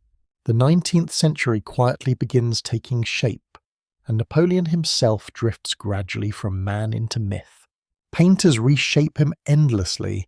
Writers reinterpret him according to their politics and emotions. Former enemies describe him as monster or genius, depending partly upon memory and partly upon what later generations need him to represent. Children who never saw him play at being emperor in village streets. Old soldiers preserve uniforms carefully in trunks smelling of cedar and faded wool. Some remember him almost tenderly. Others never forgive the endless conscriptions, the frozen retreats, the sons who never returned from Russia or Spain. Both memories remain true. That may be the strangest part of all. Napoleon leaves behind devastation on a staggering scale. Millions dead across Europe through warfare, disease, famine, and displacement. Entire regions exhausted economically and emotionally. Families broken permanently. Yet he also leaves behind transformed institutions, modern legal structures, expanded opportunities, and the enduring belief that birth alone should not decide human destiny. Contradiction follows him even into memory. In France, the Bourbon Restoration struggles beneath the weight of unresolved history. Royal governments return or fall, and return again through decades of political instability shaped partly by the Revolution and Empire alike. The old world survived, but only after changing itself profoundly. In 1840, nearly 20 years after Napoleon's death, his remains returned to France. The ceremony carries enormous emotional power. Crowds line the streets of Paris once more as the coffin passes slowly through the city beneath winter skies. Veterans weep openly. Church bells ring across neighbourhoods transformed since imperial days, yet still haunted by them. The emperor comes home at last. He is buried beneath the Invalides in monumental splendour eventually, surrounded by stone, silence, and national memory carefully arranged into architecture. Visitors still descend towards his tomb generations later. Some arrive admiring greatness, others seeking cautionary lessons about ambition and power. Many simply feel drawn toward the scale of the story itself, because the Napoleonic era does not feel distant in ordinary historical ways. It feels human. A young outsider desperate to matter, a revolution collapsing into violence, crowds searching for stability, soldiers marching through rain and snow believing history might change their lives personally, leaders confusing destiny with certainty, and beneath everything, ordinary people continuing somehow. Always continuing. The seamstress in Paris repairing uniforms beside weak candlelight, the farmer in Russia burning crops before retreating armies arrive, the Spanish child listening to gunfire beyond village hills, the Austrian mother opening letters with trembling hands each time war returns. Empires rise through such lives. They fall through them too. Now the century moves onward beyond Napoleon at last. Railways will come, factories, revolutions again, new empires, new disasters. Europe will keep reinventing itself through ambition and grief, because human beings rarely remain satisfied with stillness for long. But traces of this era linger everywhere. In law courts, military academies, national anthems, street names, family stories told softly after dinner long after the veterans themselves disappear. And perhaps that is the final truth resting quietly beneath all the battles and ceremonies. History never truly ends when empires collapse. It survives inside memory, inside institutions, inside the invisible emotional inheritance passed between generations who never witnessed the original events themselves. Tonight, as the lamps grow dim and the roads of Europe finally fall quiet behind us, you can almost hear distant echoes fading across wet stone streets and frozen fields. Boots marching, church bells, sea wind against harbour walls, the turning pages of maps beneath candlelight, and somewhere far away, a young Corsican boy still staring toward a future neither he nor Europe could possibly survive unchanged. Thank you for spending these long, quiet hours here together. If this journey through revolutions, empires, and ordinary human endurance stayed with you, I would genuinely love to hear your thoughts below, where you are listening from, what time it is in your corner of the world, and which part of history continues pulling you back into these late-night stories. Perhaps it is the rise of empires, perhaps the lives hidden beneath them, perhaps the strange comfort of realizing that people centuries ago worried, loved, feared, and hoped in ways still painfully familiar. History can sometimes feel enormous and distant during the day, but late at night it becomes deeply personal, a candle in a cold room, a letter never answered, a soldier staring into snow, a mother waiting beside a window. And maybe that is why these stories endure, not because emperors were larger than life, but because they were never entirely separate from ordinary people trying to survive the worlds built around them. So rest now, wherever you are tonight. Let the roads grow quiet. Let the cannons fade into silence. There will always be another forgotten city, another vanished kingdom, another long human story waiting beside the fire when you return. Until then, may your evening be peaceful and your sleep gentle. Blessings to you and your family.